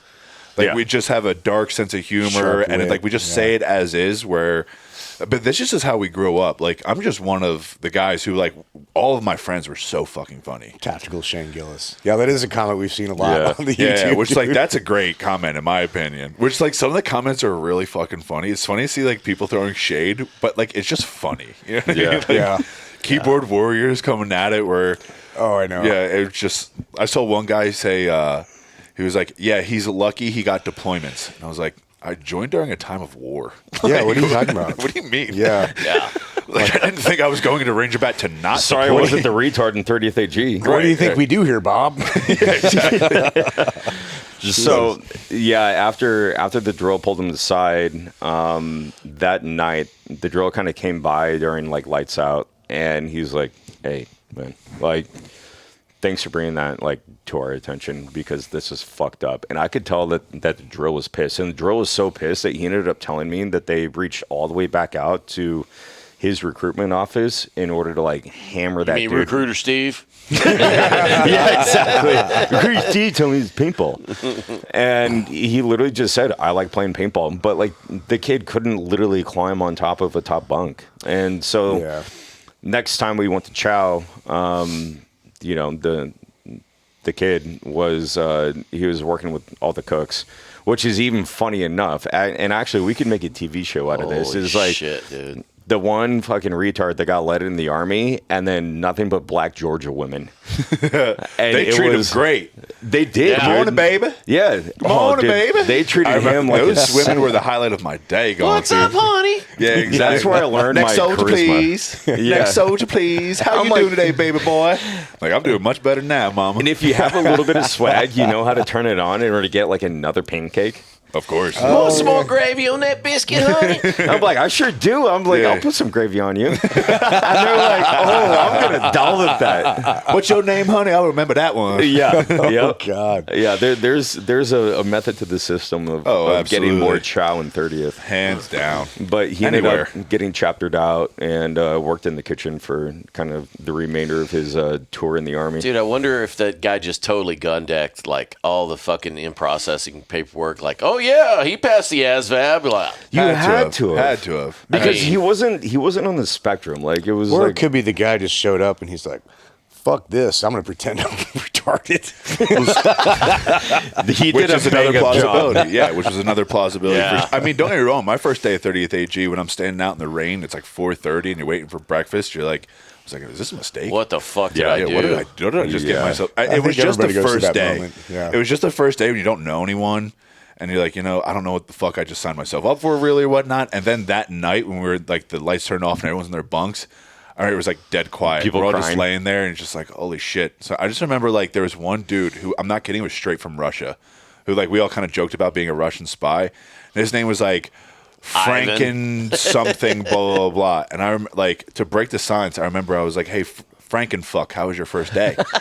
And like a bunch of dudes started laughing, and then it was like fucking chaos, like everyone chirping each other and yelling. Where it's just like it took someone to break that silence. It took a guy from And Philly. there was like three fags who were just like, "Can you guys shut up?" And then everyone just starts, "Fuck you, you motherfucker! Eat a dick." I will if you give me one. Yeah, exactly. What the fuck? Is that a yes? Since we're so loosey goosey with this whole thing, you guys ever served with a Wiccan? What the fuck is a Wiccan? Are you today years old learning about a Wiccan? What is it? It's like a witch. It's like a witch religion. I never served with one, but I've definitely met them. Like a warlock? Like they believe in witchcraft, but like it's a fully accepted. Yeah, you can get religion. you can get dog tags with them and Yeah. everything. Really? But Yeah. you can also get dog tags with spaghetti monster as your religion too. So so I had Jedi on mine. Spaghetti monster. it's a recognized religion. Yeah, what was Isn't that it one funny dude? seeing He, you on the range like, whoa. You go into a Put house. your magazine in your M4, soldier. Like stand there, like fuck. Well, so this is where basic. I'm using the force. This is where shit like actually like that point where I'm like I fucked up. Is we had this guy, his name was his bunkmate was Halsey. So Halsey is like a very kind of like bucktooth, like thick ass 200-pound like black dude. But his bunkmate was exactly what you'd expect out of a Wiccan. You know, kind of like looked like he smelled like pickles and hot dogs. Fucking emo. Like, yeah, like super weird. But like he would sit there like on his bed and like pray to like his like Wiccan Bible. And so everybody just kind of took notice of this. They do it for attention a lot of times. Look Yeah, at me, well, I'm so divergent. He didn't fucking want it because I'm trying to go to bed at night, like in the Bay in basic. And all of a sudden, like, it was a full-on, like, Ernie pillow party. Oh, shit. And they literally took all their pillowcases, because they watched a movie, and put... Full Metal Jacket style. Yeah, and put the bars of soap in there and just started, like, beating his ass with it. Like, to the point, like, where I was insanely uncomfortable. We're like, if you're not fucking up, why do that? And he wasn't. We're like, we had a guy who fucked up, but, like, we didn't get to that point. But, like... Anytime he would go in the middle of the night to take a shit or something like that, whoever was on fire watch would come wake up a bunch of other us. And we just have like cold buckets of water and a shit ton of baby powder. Where like he'd just be taking a shit where you dump it over, then coat him in baby powder. And he comes out screaming like, "You motherfuckers!" You know what I mean? We're like, that's normal. Yeah, you don't need to beat a fucking dude. Well, and this plus story, that dude's now just gonna sit there in his bunk like cursing everyone, like just putting hexes on everybody. Yeah, exactly. Yeah, give this guy a micro penis. Dude, my company was so weird in the fact that if you didn't make certain wickets, you're out, and they'd send you to another company. But I do remember this one dude. I don't remember his name. We called him Sharky because dude, he had like rows of fucking teeth. Oh shit! Like this motherfucker was like no way. He was inbred like a motherfucker. Yeah. He had no fucking hair. He looked like Charlie Brown. Wow. He had like at 18. Yeah, like with shark teeth, dude. He was inbred like a motherfucker, dude. And West people were like, Virginia folk. "Holy shit!" And dude, we had dudes that showed up that couldn't fucking swim. Literally couldn't fucking swim. And this was for a dive fair company. Like, okay, you're going EOD, diver, or SEAL. Wow. Yeah. And they Some were like, guys just think they can swing it. It's crazy that they just come in so unprepared and they're just like, yeah, we'll fucking let it ride live. And you're just like, dude, it was fucking crazy. I mean, we got whittled down. I think we started with like close to 100 dudes in our company. And like, I don't know how many we graduated with, but like we dropped probably 30 dudes. Damn. And they were just gone. You were like, oh shit. Well, so like, here's the worst part about the Wiccan, and like this is fucked up, like genuinely fucked up, is after he got the pillow party with bars of soap in the blankets, his bunkmate Halsey, and this motherfucker straight from Chicago. Dude, like I'm talking ratchet. So he waited till and the Wiccan wouldn't take a shower until like fire watch and like all the lights went out, right? And so he just always like perpetually stunk after, training evolutions, all this stuff. So the lights are still on and Halsey comes down, he takes his shit, but he doesn't wipe his ass in the latrines. oh my God. And then he comes down and he's like, "You want some of this?" And he's just like grinding his ass like on his pillow. And dude, it's a full on like brown stain like on his bed. So then this poor kid fucking sleeps on the ground, right, that night. Why? it's warm. Well, and then because he didn't shower that night, like, and he was kind of like a chunkier guy, and like he just stunk, right? So then the drill sergeant comes out and he's like, "Y'all better unfuck this guy." Well, he didn't specify how to unfuck the stinky guy. Okay. So I was involved in this, but the rest of my basic training platoon ends up balling his ass up, hog ties his ass, GI shower. Damn. takes him down to the like where you form up in the mornings, where like the lines are set and everything, and they tie him up like from pillar to pillar like this, and then they throw Ajax Yeah. Cleaning powder. Yeah, the cleaning powder on it. So they throw that on them, and then they're just taking this garden hose. So I went through basic, and which a lot of people are like, "Oh, Georgia in the winter ain't bad." It is when you're going through basic. Yeah. February and January are pretty cold. Anyone's going through buds in San Diego in December, it's fucking cold. It gets cold. Yeah. And so he's up there, and he's just like screaming, like, "Wah!" and they're throwing Ajax on him.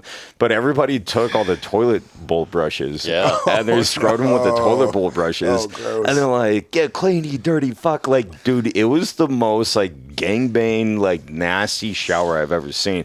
And I did go down in order to watch this, and so I watched it, and I was like, oh man, like I truly got uncomfortable, and I thought he was gonna Gomer Pyle. Like, That's a bit much. Yeah. it was bad, man. And Is I that thought hard to jerk off to? Nick's like up there. See, I didn't feel bad Give me until some I of that, nutted. Ajax. It was the post-nut clarity that then I felt out of the bad. hand. You're like, hey, get behind his ears. You dirty fuck. And then sure as shit, dude, come to find out, like 3 weeks later when we were in AIT, so like nothing really changed, but like he got moved out of the platoon and kind of like pulled back a bit. And sure as shit, fucking rifle range. Just like stood up on the rifle range while everyone's like down there trying to qualify, and just like douche. No way. Dude, he really offed himself? Yeah, just offed himself, God dude, damn, with dude. his brand new M4, which is when they were brand new. We used to- and offed himself. we used And to like, I'll never forget that shit, dude. That's when That I was like my sucks, man. introduction to like, you ain't Tucson anymore. We used to do crucifixions for birthdays, where like all of our team leaders, all the privates for birthdays, like would go ball up the team leader, jump him and whatnot, and then tie him to a cross that we had pre-made, and then we'd hang him up and just like leave him to roast in the Afghan sun. And they're fucking, you know, they're like, I'm gonna fucking murder you, you know, all this shit where you're just like, well, you're not right now. So we're just gonna sit here, we're gonna enjoy You this. in what just army, leave him. bitch? You did it to team leaders? Yeah. So was there hell to pay after that? Oh, of course. Yeah. But I was lucky enough because I came in my first deployment when we did them, because it would have to fall in, like their birthday had to fall in the deployment line where we had the cross built, where it was Right. like we'd hand it off to the next platoon coming. You know, like the privates would be like, yep, here's the cross for your team leaders, you know, here's the handoff, whatever. But I only saw a few of them, and him and I are actually still pretty cool to this day. But I remember crucifying him, and you know, he just being like, we perch him up against the wall, and he's just like, you know, he's tied up there and whatnot, just cursing at everyone until like one of the other team leaders would come and cut him down. But like all the other team leaders are laughing too, Yeah. because they all know that they get it too. So like everyone's kind of enjoying it and whatnot, and then you know after that they're just on a fucking hog hunt to come smoke everyone, anyone. But I came over late that deployment because I just graduated RASP, came over a couple weeks later, so I was in with the RTO, who was like an E5, but usually privates like bunk together. So like he went to all the privates' rooms and just started crushing them, where I got to hide out with my RTO, and I'm brand new too, so like I've already been getting dicked down nonstop for fucking weeks. We're like low crawling through rocks and shit like that, where you know you just don't know any better. I remember like just showing up, and I'm at the talk, and like one of the E5s walks by, and we do this in Ranger Battalion. We call it the Airborne Ranger in the Sky. Yep. And that's like Always one more. right. There's like the guys who had passed away before you know, died in combat, whatever. And I was brand new, so like in RASP, going through selection, we had to pick an Airborne Ranger in the Sky. So I had By one name? Yeah, Yeah. So I had one that you always do. You know, you have your push-ups that you have to do, and then when they tell you to get up, you always do one more for your Airborne Ranger in the Sky, or two more, however more you have. So you know, I had my guy through RASP, so I get there, and this E5's like, and this is my first day with the platoon. He's like, who's your Airborne Rangers in the Sky? And I'm like, you know, private first class, blah, blah, blah. He's like, who the fuck is that? No, these are your Airborne Rangers. And so, like, he's like, do push-ups right now. So, like, all right, doing push-ups, you got to elevate your feet because you didn't get through Ranger school yet. So I'm doing push-ups, and he's like, these are your Airborne Rangers in the Sky. And he just starts giving me their bios, everything like that to, like, memorize. Oh, wow. So, like, I'm in the front leaning rest position with I'm just dripping sweat at this point because this is the fifth guy to come fuck me down. So, like, you know, I'm already, like, shaking and whatnot, trying to take everything in. And then, like, after that, every day he'd come and fucking ask me, like, who's your Airborne Ranger in the Sky? And I'm like, I start, you know, if the date wasn't perfect, or like Logar Province, or, you know, where exactly they were, it was like immediately you're now getting fucked down for like probably for the foreseeable hour. Yeah. Where you're just bear crawling, doing whatever. And they just had fun with it. And I was just like, okay, so I got to get comfortable with this until, I'm not a private anymore, because they had fun, though. But we always got them back. Like, on my second deployment to Shank. Wait, this is after you were at the Ranger Battalion? This is in Ranger Battalion. Oh, fuck that shit, dude. Yeah, no, it gets worse, way worse. Yeah, this was like my first days. So like this was, because like, Well, usually. shit, you were talking about up to your second deployment. I would be like, Oh no! dude, get fucked. Until you go. There were dude. That's why there you're were not a guys I was ranger. with who had 4 deployments who hadn't been through Ranger School yet, because they get kicked back as like a heat casualty or something like that. They're still treated like a private on their 4th deployment. Yeah, you're not done. You're not done until you go to Ranger School. Ranger School and a scroll. Damn, which dude. is a Ranger deployment. Did the deployment, and then so this is my second deployment. And we were at Shank, and one of the guys, he forgot his PC back at our fucking ready room. Which is his patrol cap. It's like your... Yeah. So, then they just have fun with that. So, like, for the next, month and a half, he had to have a tie down to his PC to, his belt. Fucking lanyard. And so, we all got smoked for this guy for, and I remember we were all sitting in the chow hall, and, we got out. We started driving on one of fucking Hodge buses, the janky buses. And he's like, oh, shit, I forgot my PC. And everyone's like, are you fucking kidding me, dude? Well, now we're like, all right, let's go get our chow. We'll just get it to go. We'll come back, so hopefully he doesn't see it. The second we walk in the ready room, there's 4 fucking team leaders with his PC right there. So we're like, okay. So, we didn't eat lunch, anything like that. So we just got our balls smoked off to the point where, people are puking, whatever. And so the rest of that time, those 4 team leaders, because they would send us off to get chow for them. They'd be like, get chow and bring it back for us. Oh, we're putting our dicks in their meal every fucking time, slapping that shit fucking. And then you cover up the rice, whatever, dipping your sweaty balls in their fucking steak and whatnot. Man. But dude. we knew they were doing that too. They did that when they were privates. Yeah. So it's what you're fucking asking for. If you're going to fuck us down for a while, He we're going secretly to get you wants back. some- We're going to secretly figure out wants how to some get you ball back. juice on his rice. Yeah. Absolutely. That Salisbury steak had extra seasoning for sure. I'd say the instructor staff has some pretty interesting ways of fucking with the students. I remember we had a few that were, if the students, because your swim buddy thing is the thing in Bud, so you got to be 6 feet away from somebody at all times. Yeah. And so if not, Less than 6 feet. yeah, so if not, we've got this huge fucking bow line. Yeah. That, it's literally fucking 3.5 inches thick. This thing's huge, weighs 45 pounds or something. So you tie the 2 dudes together, and they both have to run around with this thing for sometimes days or weeks, depending on how bad the fuck you'll up see is. those motherfuckers run How together, do and you it's tie... oh no, it's got an eye splice in each end, so you put it over you like a sash, and there's a big fucking long ass fucking coil, and so both dudes are wearing this fucking thing, and it's pretty fucking long, and dudes are running, they're like, yeah, it's not fun. Yeah. And then also we have this huge. How big is that M16? It's fucking 8 feet tall or something like that. This thing's huge. Yeah. It's a huge we had that in the 3rd phase. Yeah, it's 6 to 8 feet long, big plastic. It was like M16. a cutaway. Yeah. Was it like a rubber ducky? No, it was like a cutaway that you would show in a class. They were like, okay, this is the fucking ejection spring, and this is the fucking, and it's a cutaway of a fucking M16. It's probably from me to that fucking wall there. It's huge. It's huge. It weighs 25 pounds. It's not super heavy. Yeah. But you can run around Yeah, it's with made it. out of plastic. But But it's going to be super awkward. It's yeah, so it's funny. carry the fucking- And it's so funny to see the whole class coming over the hill, and you've got one dude who's this big with this huge rifle. He's carrying this rifle like this, dude. The butt stock's over here, the top of it's like this. It looks like some little Frodo coming over the hill with this fucking M4. But yeah, depending on what they fucked up, we had some pretty creative ways of messing. with it. Left your fucking weapon in the fucking, because when you go to chow, there's the little weapons, little racks. So you put your M4 in the rack. You go in the chow hall and eat. Well, this is out the island, and inevitably a dude will come out and fucking leave his weapon in the rack, and you're like, oh, Yeah. looks like you get the big gun. Yeah. Or the other one was fun too.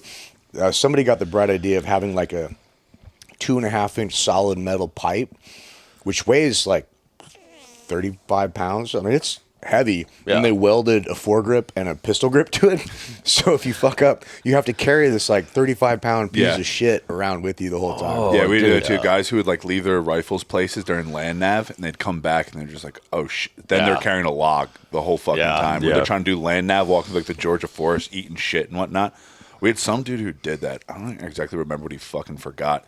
But it's kind of a running joke in battalion because I know in SEALs you guys don't have a lot of black guys, but in battalion we do. But they're all like support. They're not the infantry dudes. It's usually like the cooks, something like that.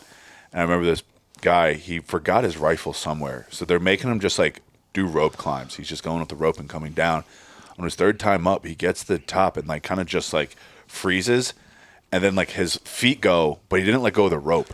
So he just hand grips this thing all the way down. We're like peeled his skin palms, dude. all the way back.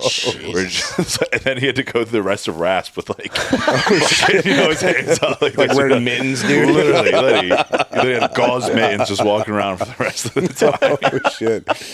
Yeah, the instructor staff comes up with some pretty creative shit sometimes. Yeah, it's funny though. Like I feel like that's just kind of the way I embraced going through selection was just like, when the fuck games start, you just gotta kind of have to laugh it off. If you take it so serious and you're getting pissed at the guys for fucking up, you're gonna just burn yourself out. Yeah, for sure. I think that's part of what develops this kind of like weird sense of humor is like you're faced with these situations that are like just obtusely so fucking crazy bad. You're just like, the only thing you can do is laugh, and you can't do anything about it. Yeah. And you don't want to quit. Sometimes you can't quit. Yeah. And you just got to get through it. And you're like, fuck, dude, well, it's so bad. The only thing you can do is laugh. Right. But it also gives you a lot of power in that situation to laugh about it.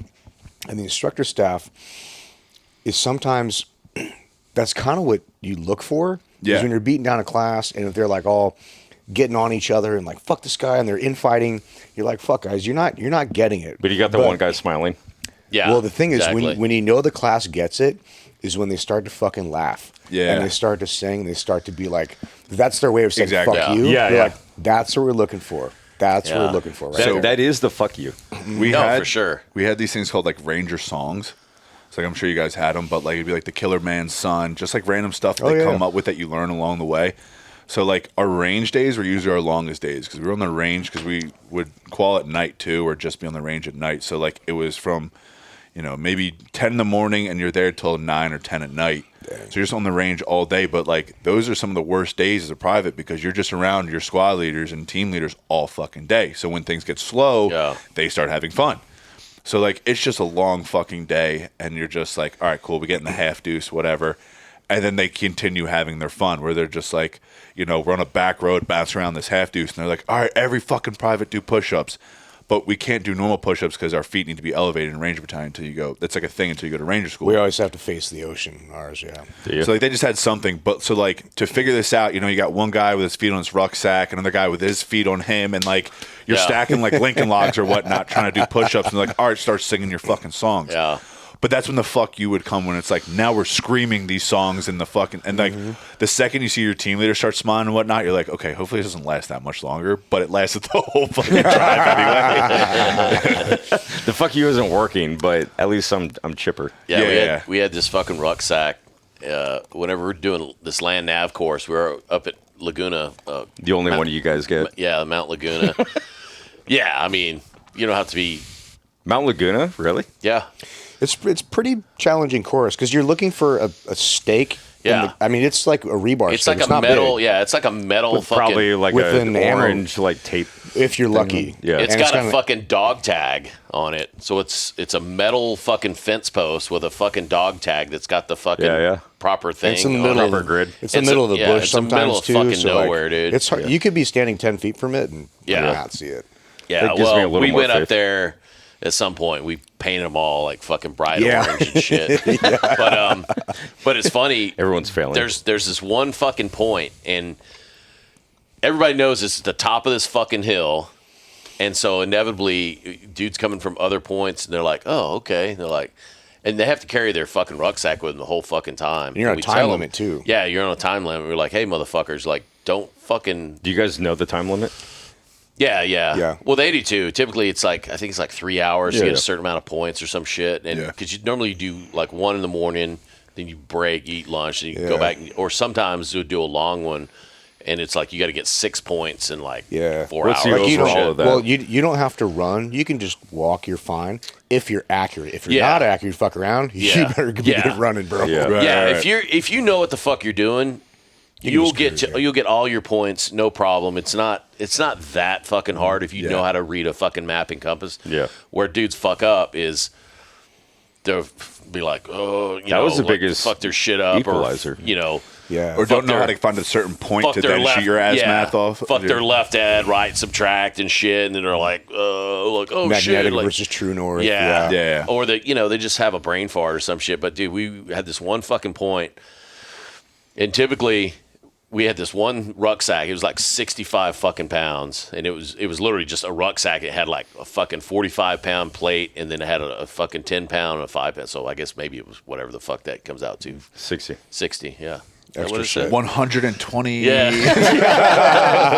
Carry the 7. I don't want to know what your PR bench is. Yeah. Square that. So, dude, it was literally just a bunch of plates inside this rucksack, and then it was just taped to fuck up. And so, because inevitably dudes would get to the base of this fucking hill, and they're like, fuck. They're like, okay, I know the point's up there at the fucking top of the fucking contour line. So, they would drop their fucking ruck by Run a up, tree, grab it, and come back. run up and grab their shit, and they come back down. Their ruck is now replaced with this 65-pound fucking rucksack because we tell them don't fucking leave your shit. And then Well, we know they're gonna, so you gotta. Yeah. fuck with them a And little dude, bit. they got their water and This is in buds. yeah. See, like our dude with something like that, they just got dropped at that point. Because like land nav, they take in Ranger Battalion very seriously. Very. Yeah. So like during RASP and whatnot, that's probably, I wouldn't say it's the most challenging, but like that's where the most dudes get dropped for sure. Because there's 5 different land nav events where like it's all within that cold range week, like I was talking about, Yeah. where there's 3 single events and then 2 buddy team events. And I remember there's 3 during the day, 2 at night. But if you find, I think like 30 out of 35 points in those times, then you don't have to go up for a 6th time. But if you don't, then you have to go up for a 6th day. Where like, if you were Yeah, good at you're on land the nav, chopping block. you found them, and yeah, exactly, you were on the chopping block. But if you found those 30 points in that time, I did. So like they're like the morning where everyone has to go back out. It's like 3 a.m. They're like, you get extra sleep. Yeah. So you're gunning, like I was gunning for those points Yeah. where like, where some guys would be like, I got 3 today, I'm good. Every day I was like, I got to get 5 every day at least Yeah. for these events. But the buddy one, it was me and some E5 who was coming through. And I remember this was probably the most challenging part of RASP for me because it's probably like 2 a.m. Oh, you guys 3 are a.m. finding these points together?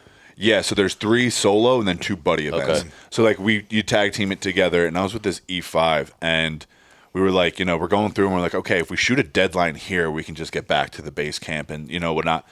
But you never know what it's gonna be when you're deadlining, walking through the forest. Yeah.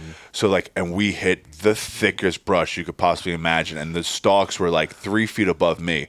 Where it took us like 30 minutes to get like 100 Yeah, meters. Where breaking fucking brush. You're just eating shit to the face, just trying to crawl through it. And we were like, you have those conversations with each other like 5 different times. Like, do we head back?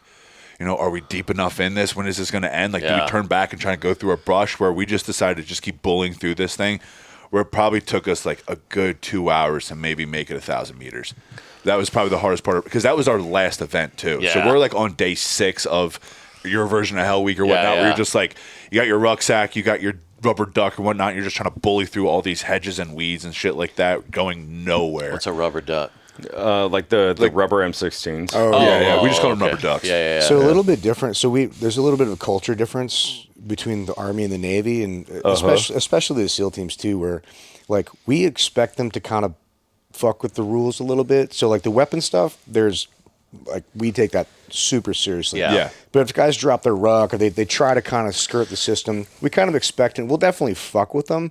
But that's not like we don't usually drop There's them for that. if you're not cheating, you're not trying culture type shit. we to had some that. respect. We Ours had is very that. much integrity. Well, unless you get one guy who consistently is always doing this, and you're like, bro, that's a pattern. Yeah, and safety Like, it's violations different. too. That's like a big deal. So Yeah. like I'll say Ranger Battalion is very strict on standards. Mm-hmm. So like if you go to Ranger School and you fail, they'll kick you out. Yeah. You're out done. of Ranger Town until you go to another unit and then go through Ranger School. Then you can come back, but you have to go back through selection. God damn. So they're very strict on their standards, but that's why they have such a good attrition rate through the unit, Delta. Yeah. So like in the course, say, you're trying to cheat the system a little bit where you go and find, because I think you only needed a minimum of 3 points per event and you could still pass. But if you got those 5, like I was saying, you get that day off. Yeah. So like guys would find their 3 points and then go find somewhere in the forest to fall asleep.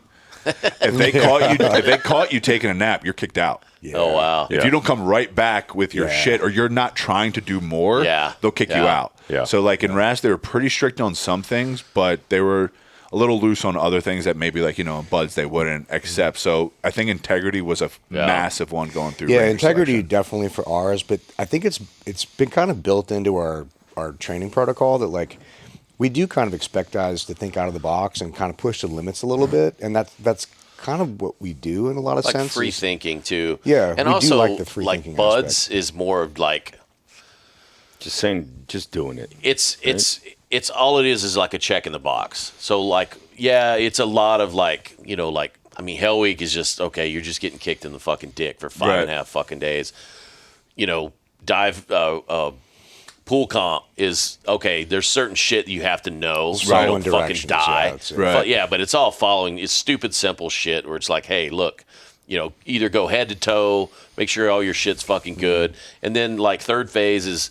It's stupid simple. It's like, okay, we're teaching you guys how to fucking sight a pistol, shoot 25-yard fucking, but then you graduate buds, and that basically tells the community, it's like, okay, well now you wanted to be here, you're able to be trained. Yeah, now they go to like 8 months of SQT, Yeah. and that's where it's you're like tough and you're safe. Yeah. That's it. So You we don't have two super phases. basic, It's though. just phase 1 and phase 2. So that first phase that has the cold range in it, all the land nav stuff like that, they're beyond strict on everything.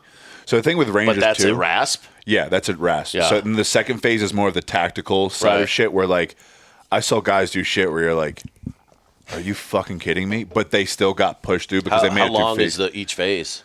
Phase 1 is 3 weeks and phase 2 is 5 weeks. Oh fuck.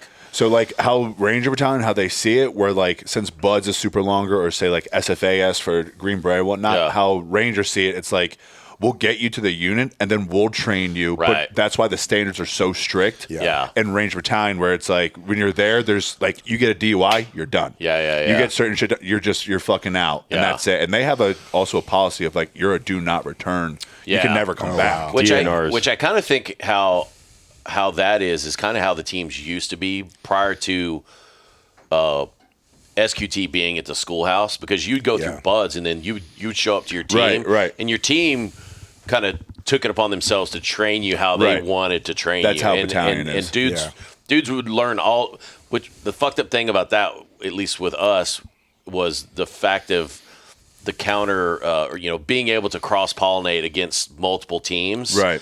Where like I had dudes that I went to buds with that I was roommates with that were at Team 3. They never went to fucking Kodiak for like cold weather training, and like Team 5, we were like the cold weather team, Right. And so we're up there, but then we didn't do a whole lot of desert shit. Like they're out there building hide sites in the desert, like making fucking chicken wire fucking hide sites and shit. We're like, what the fuck? That's are you guys wild. doing? Battalion, it was this like is before it changed, because each team. This is before 9/11, maybe slightly after, but anyway. That was the whole NSW 21 thing. Force 21, yeah. So each team Like used 2000. to specialize in certain areas. So like Team 4 was a South America jungle team. Team 1 was, I don't think we had a specialty. It was just PACOM mainly. But Team 3 was very specialized in desert. I think 5 and 1 rotated between PACOM. But you had very specific stuff. So that's how Green Beret are. before you had SQT, before you had SQT, it was STT. But STT was kind of a very loose version. It wasn't standardized. Kind of like somebody's good at this, like you go teach the guys this. Just happened to be like what was going on at training cell at the time. They're like, let's.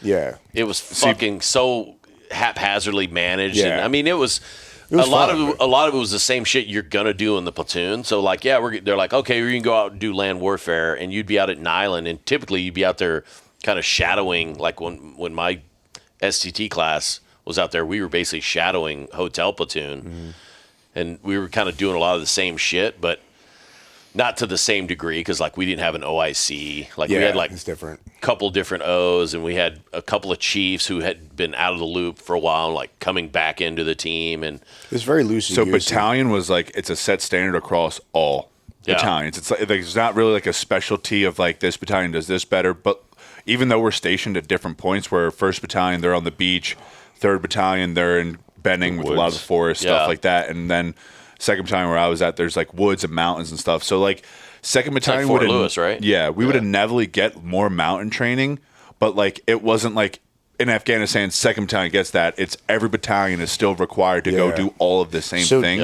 now SQT, I forget when they changed it, but that's much more like that. Super standardized. Right. They got really Yeah, good. Like it it's still very ran to regimented. school. So Schoolhouse. for that reason is why, like, even though guys have multiple deployments under their belt, they're still getting treated like a private because the selection's a bit shorter. But how they see it, with what they say, like Ranger Battalion tries to emulate Delta as much as they possibly can. Where Delta's whole thing is like it's selection every day. Battalion tries to do that too, up until you kind of get your tab. Once you get your tab and you're a team leader or squad leader, because they invested a lot more time in you, doesn't mean that you can't get kicked out. But you have a little more leeway where, like, as a private there, it's a very much you're done nothing, even if you've done a lot. Like, and they just treat you in that same type of sense. Yeah. So yeah, it's the shittiest special operations kind of like pipeline as far as getting your shit pushed in. Yeah, I mean, we talk about this internally in the teams all the time, man. Like the 90s guys stuff, like it was a lot of fun, but we took it as serious as we could as in training, but it was before 9/11. We hadn't been at war in Yeah. 30 fucking years, you know? Right. So it was kind of like nobody really knew. And dude, I remember first couple platoons where we'd be out in the desert and we were literally doing jungle warfare fucking tactics in the fucking desert because that was all we knew. all you knew. And we're literally being taught land warfare shit based on what all these motherfuckers did in Vietnam. Right. And so it was times when like you wouldn't be on nods and it's like you're firing and you're doing like a fucking peel right, peel left, and you get up and you're like, check your flank, get up, rotate, do a fucking pirouette, tap your fucking buddy next to you, and if you miss that tap, like it was a fucking big deal. Like, And then dude, the Aussie peel. Well, Yeah. GWAT Center peels and shit. GWAT changed battalion completely. So before GWAT, it was like Rangers were known as jungle warfare, forest warfare, ambush, raid, and airfield seizure. And that was Airfields, really it. So yeah. like the old time Rangers, they were all boots, ruck marching, and just beat the guys down through ruck marches and shit like that. So like the average guy was a little bit leaner, but could fucking ruck for days and days and days. Where now the guys are like a much more athletic. Like it's kind of a running joke within the soft community that like Rangers mainline trend. Because every guy's like a pretty big, solid dude and whatnot. Because it's not as much ruck marching. But they also realize they're like, if we have these guys just ruck marching nonstop, we're breaking them down. Yeah. Where guys that have a 15, 20-year career was so rare because they'd break down in like 8 to 10. Yeah. So like they completely changed a lot of things with the Global War on Terror. And then the mission asset for Rangers completely grew in GWAT because before it was like, we had our ambush raids and stuff like that, but we would also help out a lot of like SEALs where, search and rescue, whatever. Yeah. Delta, we were attached with them in Somalia. Where like Rangers kind of blocking became force their shit own and- direct force only capability, where we then, instead of like being attached to someone, we became our own asset. In that sense, it was like there's pros and cons to both. Pros is like we now have a total other soft direct unit, get after them, sexy ambush, whatever, blah blah. And the con of it is like now, say if Delta needs us, whatever, blah blah. It's like, well, we have our own missions to go on now, so we can't give you guys as much, Right? But I mean, we were always, the quick response force for anything that happened. Like Marcus Luttrell, we were on the, but we were also like, there's enough of us. Is what I think's different about Rangers than anyone else is because we still operate at company level, not a platoon or team level. Yeah. So like, there's more of us we can bring to the party at any point in time. Of like, even when, Chappie, that whole thing happened with SEAL Team 6. Rangers got spun up right away because it's like we can bring a platoon of guys, which includes 3 240s with us. Where SEAL Team 6, you can maybe the biggest things you have a Mark 48, maybe if that was around then, I'm not sure, but it's like usually Saul, something like that, where like we can actually bring a rifle platoon or company to this party to get going. Specialized asset. I actually think Neil Roberts, was actually carrying a 46 at that time. But we didn't even have a 48 in our inventory at that time. We were still using probably old 60s. Old 60s. And there's something to be Pigs. said just about like the level, like especially since even once you are a Ranger, you're still like getting your shit pushed in.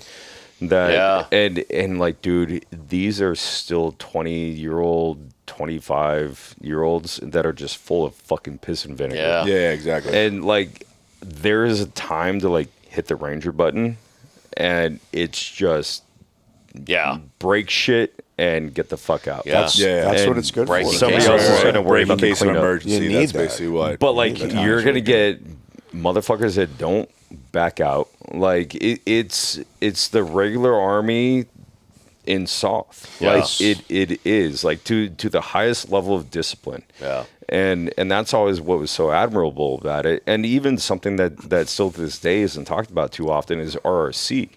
So Yeah. it used to be RRD, which is Ranger Reconnaissance Detachment. And then now it's Ranger Reconnaissance Company because we had to grow with GWAT and so on Yeah. and so forth. It's a And- tier 1 unit in Ranger Battalion, kind of like SEAL Team 6 with the SEAL Oh, teams. yeah. But instead of being counterterrorism, it's a reconnaissance. Yeah. So like now I know SEAL teams, I know Delta uses it where they just like hit up RRC to do their reconnaissance stuff because we have our own detachment of Yeah. the Yeah. tier 1 dudes who are like, we'll go do it for you. We'll work back with the Yeah, CIA, whatever, and then recon's a give you whole guys the different thing. intel. Yeah. Yeah, it's been cool to see the changes over the years, man. Because we talk about this, man. The guys come through training now or like after we went through, way better yeah. product, man. The Yeah. guys now heading to a team, dude, they're fucking Well, there's so much more money involved. way now. They better than have we to. were Yeah. coming to a team. Yeah. Because they're investing tens of millions per soldier. Yeah. Where they just, as the government sees it, and they just see that price. Like, well, we need to make sure that they're actually their survivability is better because we're investing $10 million per fucking Yeah. guy. That's all the Pentagon sees. Yeah. The average Joe, they're like, yeah, fucking whatever. Well, let's take a quick break, and then I have a question. What do you guys think about some of these, like, I don't want to call them man camps or whatever, but like people are paying like $15K to go like get their ass handed to them for That's a a little perfect bit. question for It's a John. shit I'll take question. that on after we take the break. Yeah. All right. All right, back, baby. Back. Yeah, so we left the break talking about because we've all seen these kind of what are they called? Not events or schools, but Just like weekend warrior shit. yeah. And I'm kind of conflicted on it because I understand. I think why people want to do it, you know, because Yeah. they haven't been through a crucible and they want to go through a crucible. And I Prove their manhood. Yeah, and But we all I understand the get that. character of the people that are going signing up for Well, that. yeah, I understand it in theory. Here's the But confliction. then you see the people go through it, and I'm like, bro, this isn't gonna. You got other problems. This is not gonna solve your fucking problem, dude. Here's the confliction is like, one, it's gay. Yeah, yeah. Two, if you're making money off of it, I get it. That's where my confliction is like, as a business owner, if there's a market for it, why not do it? But it's gay. Yeah. Yeah. That's just where I'm kind of at with it. Where I'm like, when I see stuff for it, I'm like, yeah, that's pretty fucking gay. But if there's a market for it, why not do it? You're if selling you're a an bit of your entrepreneur. soul. Yeah, and I think there's a way to do it where you do it justice and you genuinely help the people, and there's a way to do it where you're just feeding your fucking ego and slapping these Right, dudes. and, right, like, right. I mean, that's where it kind of Yeah. comes down to is a dick measuring contest. Yeah. So when I was on here last time, we talked about I own a coaching business where it's a help people get in shape, do all that type of stuff. So recently, I opened up a mentorship program where I cool. help mentor people going through who want to go to RASP, something like that, sweet. where like I just can coach them up and then give them insight on the selection process itself. But then there was a lot of people coming in to like, want to go buds, 18 X-ray. So I brought in a couple other guys. My buddy Dave, he knows Dave. He was a SWIC dude, NSW, Sierra Yeah. instructor, stuff like that. I was cool. like, cool. Yeah. I would have loved You- to have him on the cast. He's great. He's fucking great. He was in Naked and Afraid. He's Oh, no phenomenal shit. dude. Phenomenal dude. He was actually there at the Oh, I probably detail met him we then, did. yeah. Yeah, absolutely. So and then I have my other buddy, Coach C. I'm not gonna name drop him. He's in 20th group right now. So he takes all the 18 X-ray guys coming on. So like we mentor them through months of this though, of like we don't just, break your balls down like because now I have my bachelor's in science and exercise science. We give you a program to help get you ready for these selection processes Yeah. and put you through situations that will be harder than the selection process. Yeah. But then also like we also try and help tailor them to this selection as well. We're like the 18 X-ray guys. So my buddy, Coach C, I was in RASP with him. We went through everything together. He was one of the guys I got kicked out with. He stayed in, went through 20th group. I got out, went to school. So like we collab together where we create programs to help these people get ready, where the 18X guys, it's a lot of like National Guard dudes, reserve dudes, prior service, or guys who are in who just want to go Green Beret, because that's kind of like the old man group. That's kind of where you naturally go if you want to go through, if you've already been in the military. Yeah. Where like the Buds cats, the guys who want to go through RAS, they're a little more the 18-year-olds. So it's kind of giving them that dose of reality where like there's a difference between what we're doing to mentor guys to get them ready for this compared to like, give me $10,000 and I'm going to give you a weekend of hell. Right. Where that's when it becomes like, to me, I'm like, what? It's for guys, sure, if you're trying to like boost your machismo, You're just getting your ass beat. for right? no But reason. like even then, it just kind of seems like the guys who are running it, it's just like, look how big my dick is to all these fucking guys signing up. I've seen some of the clips, and I know all the guys in it, and they're nice guys. You know, I don't want to talk bad about them specifically because they're generally like nice dudes. But I see some of the clips, I'm like, bro, you're working through your own issues on these people that like I get it. That's Right. kind of what they signed up Well, for. getting out's hard. Yeah, and I get it, man. It's just I don't know. I'm conflicted on it. So I think the difference that I guess where I'm finding is like there's one to just like have some guys prove themselves to be something compared to what I'm doing is like helping Grooming. you get ready for what you want to achieve in life, which like Yeah, you have a specific between mission. all of us, where would we actually be in life if we didn't do what we did?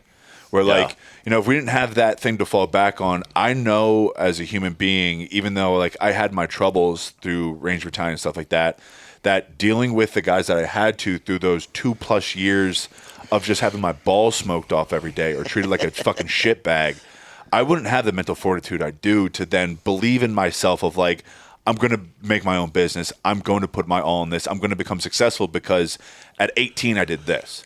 We're like, same with you, same with you, same with you. Where it's Well, like, that's something you can always ride back on. So like, My secondary plan was join a biker gang, so I don't know. right. So that you're doing all right. You know what I mean? Like, so that's kind of where I'm at, where even if I'm not in agreement with like the state of what the military may be doing, but also I'm as real with my people as I possibly can be, where guys, you know, they've hit me up of like, hey, I don't necessarily agree with what's going on in Iran. What do you think of this? And I'm like, I'm going to be honest with you, dude. Once you sign this contract, your opinion doesn't matter. Yeah, exactly. That you're a part of this, whether you like it or not. So that's something to understand where like I've had then clients walk away where I'm like, I'd rather give you some dose of reality than just take your money and be like, Yeah. But like I know what being in Ranger Battalion did for me, and it helped set me up for success in the sense of when I got out, it was like, okay, if I was able to do this at this age, if I put the same time and energy into whatever I'm doing, Exactly. I can become successful with it. It's just a matter of that. Where if, you know, an 18-year-old's like, hey, I want to go through RASP, I want to go through BUDS, I want to do something like that. If we can help push them through that success or get them ready for that, I know what it did to me. Hopefully it does that to you as well, where even if you have an awful experience in the teams or an awful experience in Ranger Battalion and whatnot, you at least proved it to yourself that like I'm You made mentally it- capable you made it of through doing buds. this. I mean, that's a huge fucking accomplishment. Yeah. Absolutely. And I mean, even for guys that, I mean, there's dudes that get fucking booted out of like third phase or even SQT who have made it through fucking buds, and then it's like, hey man, you don't have what it takes to fucking make it through the CQC portion or the land Right. warfare portion or whatever. But dude, you've still achieved a fucking huge milestone, and not everybody's. I mean, there are dudes that get to the team with their fucking bird that never deploy because you're just like, dude, you're just not. You're not Team cutting material. it. You You're never know not- what could happen. Yeah. You just never know what can happen. Yeah, But or like dudes you get hurt and shit. Yeah, And exactly. like you unfortunately see guys who do go through it and then get out, and there are the mental aspects of it where they're like, okay, I did that, now I'm not going to do anything. Which like we've all seen that Yeah, too, yeah. where it's like The Uncle guys get out and they Ricos. just drop off and they're like, I've done it, I don't need to do anything else in life. But there's the guys like us who you take a look around, you're like, without accomplishing that, I might be working at a fucking pizza shop right now. Well, you I know think what I mean? Like, it can be a symbiotic relationship if you choose to get what you can out of it, right? Absolutely. So, like I was talking to a dude the other day at the bar. Great dude. I've chatted with him a few times. This guy when I was with you? Maybe I think we're at Flamingo Deck. No. you definitely weren't at Flamingo Tag. Well, we're out there, and I've seen him a bunch of times. I don't want to say his name, but he's a great dude, man. He made it to I think SQT or something, and then I think he got dropped or got in trouble or something. But dude, it eats him up, man. He's still like, he's talking to him fucking 2 weeks ago, and he wants to go back, and he's trying to. I'm like, bro, go do other shit. Like, get everything. Like, you prove that you're tough. You're a tough motherfucker. You learned a lot from that experience. Yeah, right. Go use that to do the next thing. Like, you're not. If this is not in the cards for you, just accept this not in the cards for you, and go find something else that, like, it's on the flop, dude. But also, like, there's harder adjust your shit hand. out there. You know what I mean? There's Dude. much harder shit out there. Life Where, is like, called life. Life is harder, bro. Holy right, shit. where like it's might not be always physically harder, but the mental hardship of things, it gets way fucking harder. Yeah. Than that. I mean, like, even just being a guy, and you're like, you take a look around at some point in time in your life, you're like, you know what, I really don't have anyone in my corner right now, and it's all on me. Yeah. Working out of that is much harder because through selection, through teams, through whatever, you got all your guys. Yeah. I you know, I'm going through this shit, but so is he, and so is he, and so is he. But know there's he'll times carry in you. life Yeah. where you take a look around, you're like, wow, it's really just me right now, and there's nothing else. And I'll It's say, overwhelming, dude. that's where we were just talking about it earlier. I don't know where I would be without my fucking dog. Because there's times where you just take a look and all you got is your dog with you. And the dog is like, whatever we're doing, I'm fucking down. You're like, Fuck yeah, dog. Yeah. My Toby. Yeah, I know Taco, Dan Cirillo. He actually had a really good success rate for mentoring dudes. He had a gym up in Bellevue, Washington, and it was a CrossFit gym up there for a while. And I think was he a team guy? Yeah, really good I think fucking I've heard dude. of him for some. Yeah, But I was Really, up in Washington, really so- well known dude. Yeah. Yeah, Everybody and loved he him. passed away a couple years ago. But he would have dudes that would come to him for mentoring, and same type of deal. He'd be like, okay, here's what he would drop them down and put them through that type of shit, as well as going, hey, this is what you need to be doing, and he put everybody through a workout process. And it was one of those things where it's like, hey man, you weren't at the fucking gym yesterday. Like, you weren't at workout, you weren't PT yesterday. You Hold them accountable.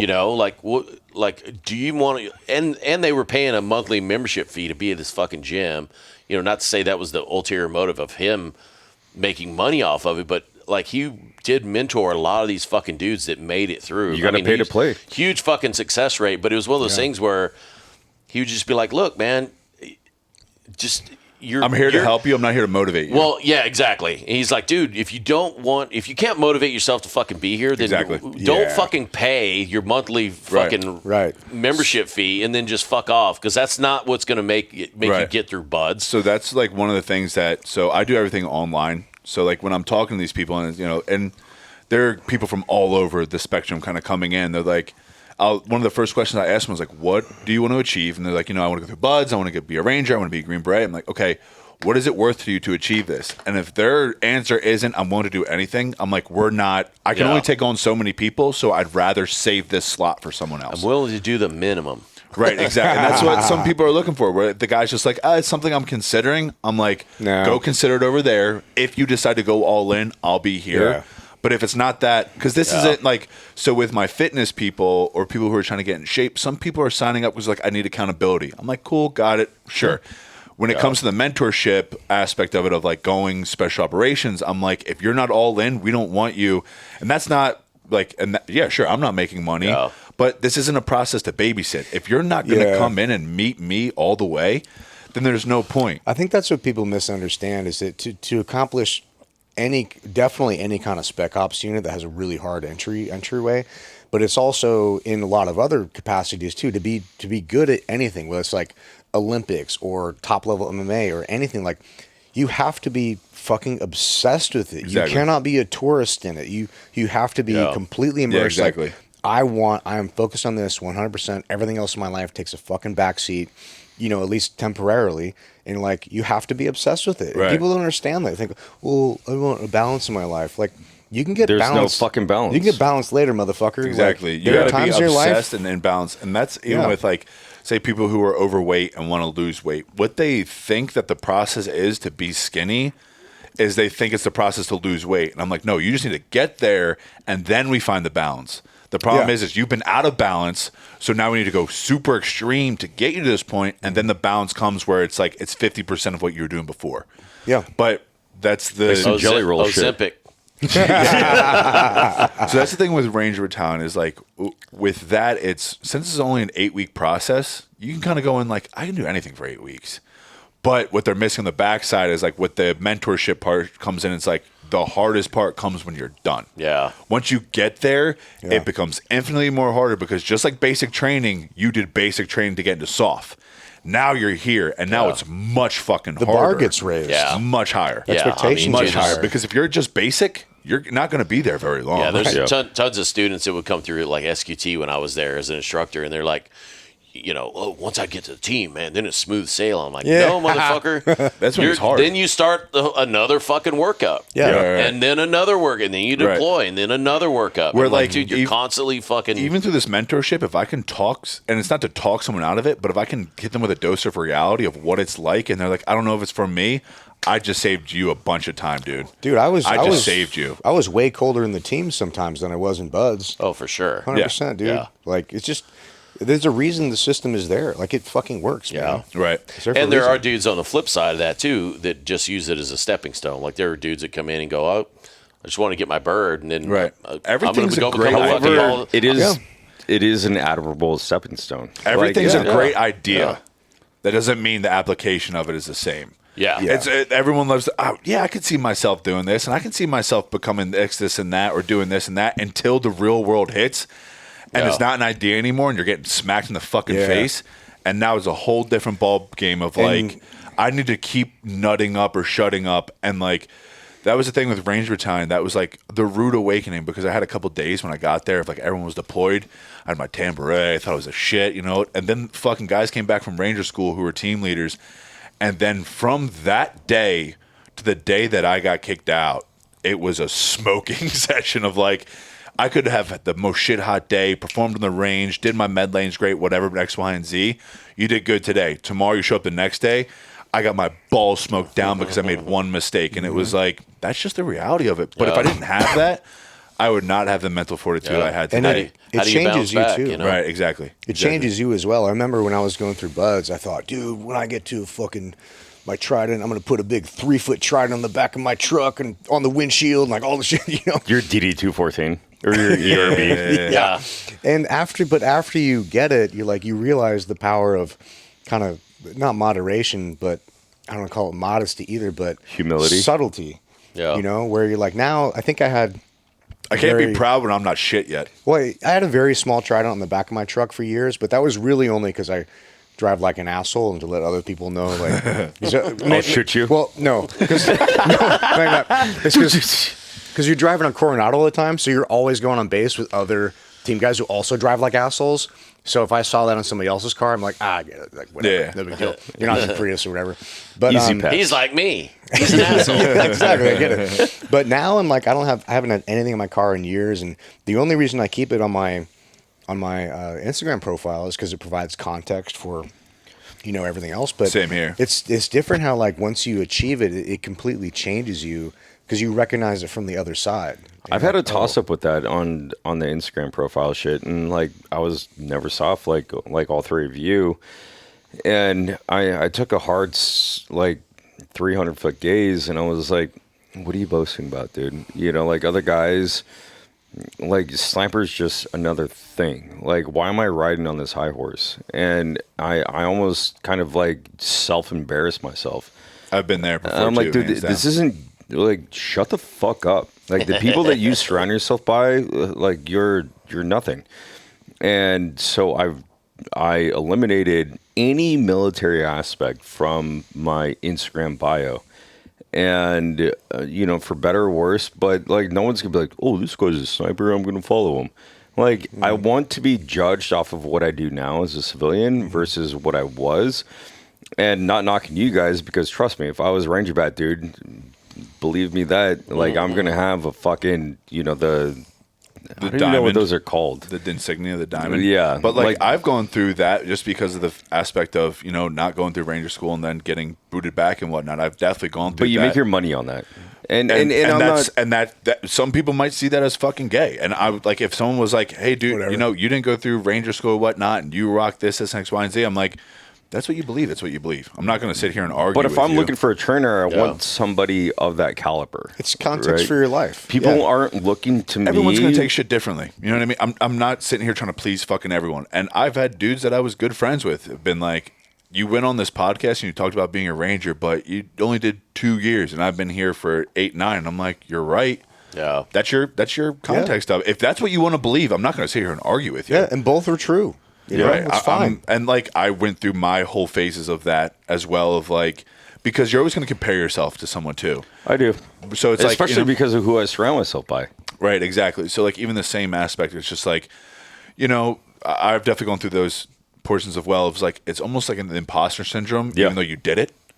Where it's just like you just sit there and reflect, like, oh, I know so many people who did so much more. Well, we all X, have Y, and that, Z dude. and Like whatnot. I was a team guy for 10 years, but I never got to go to combat. Never got to do any. I have 0 war stories. And so, you and I hang are on, you one of- guys doing this shit. I'm And like, it's there's fucking dope. always some guy who's got, you know what I mean? Even though you were Yeah. a team guy for 10 years, it's like, well, you didn't get X, Y, and Z. Exactly. It's like, And it's true. So, I'm like, so okay. who gets to make the standard Yeah. here? Right, yeah, Who yeah. is setting the standard? I'm like, what? Like, Right. and I'll be the first to always own my shit. That's I'll the always key. be the first to own my That's shit. the I'm key. never going to try and lie Self-awareness. about it. I'm never going to try and act like I wasn't. I went there, and what happened to me at Ranger School, I fucked up. And there have been guys who have been on my side of like, no, what happened to you was fucked up. And there's guys who've been on the other side of like, you weren't X, Y, and Z. You weren't okay. it. Okay. Whatever. I Yeah. can see both sides of the story, but so who's setting the fucking standard here? Yeah. Like, Yeah. there's a guy who was in Ranger Battalion who never deployed, but was there for, 6, 7 years, did everything he was supposed to, never had a combat deployment. I did.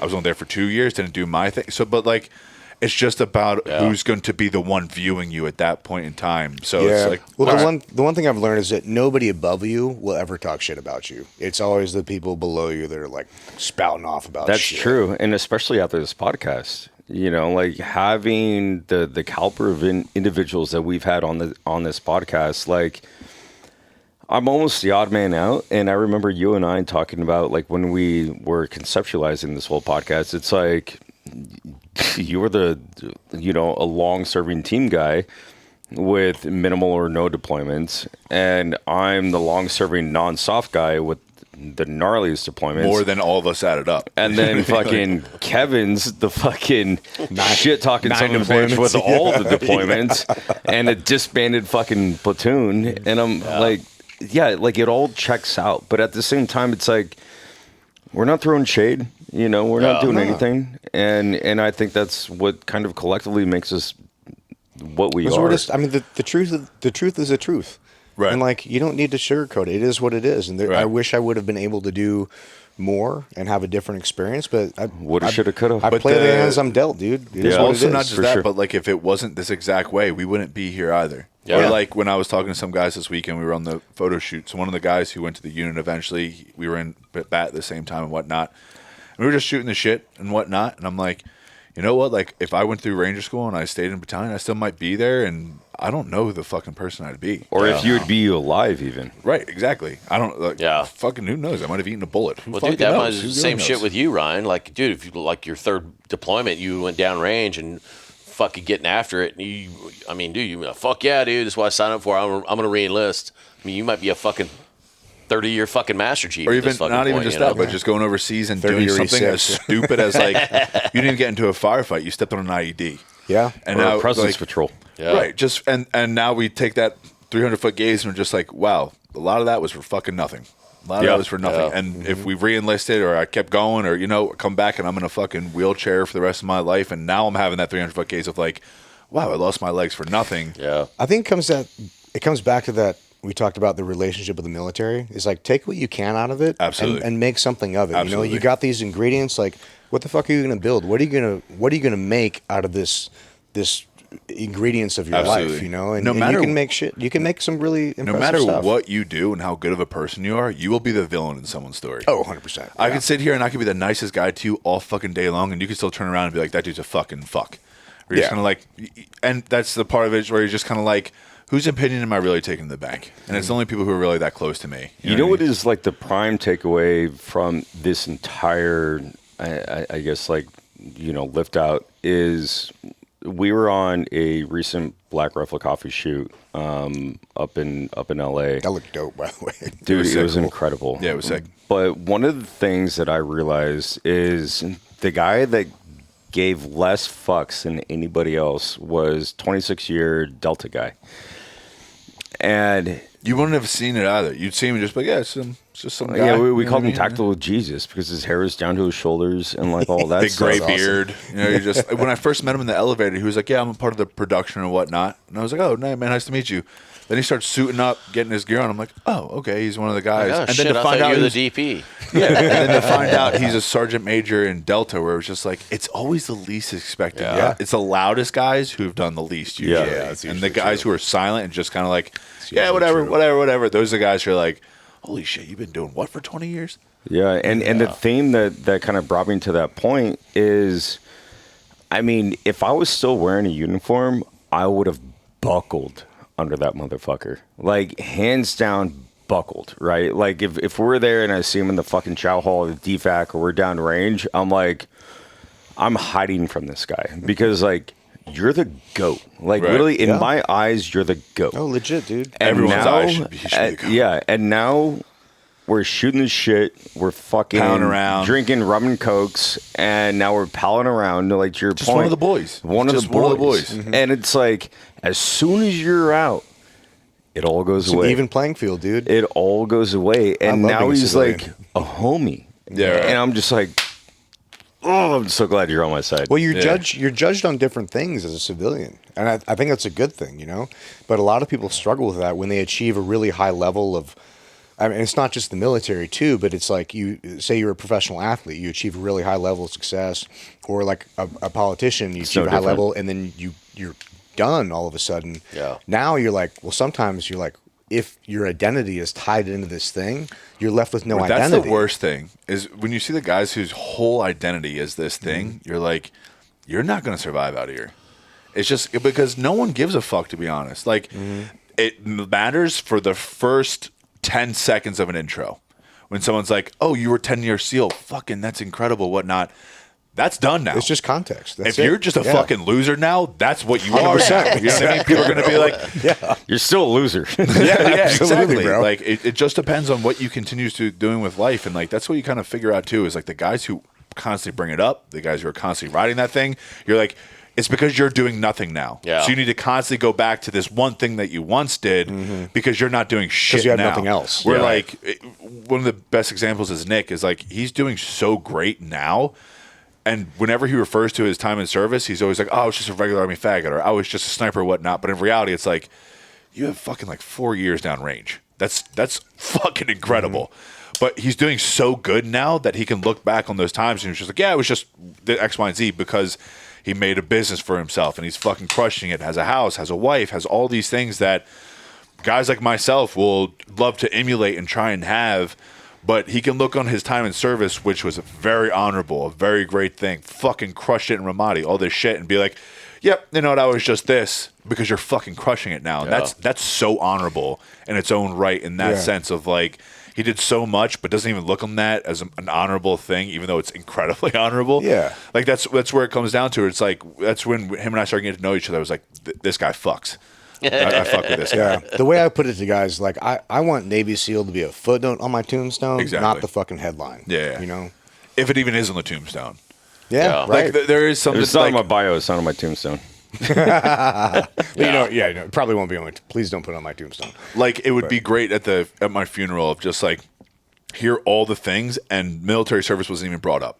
You know what I mean? That's when you know you've done It's a good life, great dude. fucking Yeah. things. So where much it's stuff. Like I said, That's our new goal as a civilian Right. is to create another top line headstone piece of what you've accomplished after. Yeah. I've affected so many people's lives in a better way that my Yeah. time in service didn't even make it to that to the fucking headline. And portion of it. NSW or Ranger Bat or military services down here somewhere. Where like the people who are at your funeral listening to this shit of just like, oh yeah, he was this, and then when they're like, oh, he actually served in special operations, whatever, they're like, he did that too? Yeah. I didn't even know that part of it. Like that's the Yeah. goal. That's a I flex. didn't realize he was Right. gay.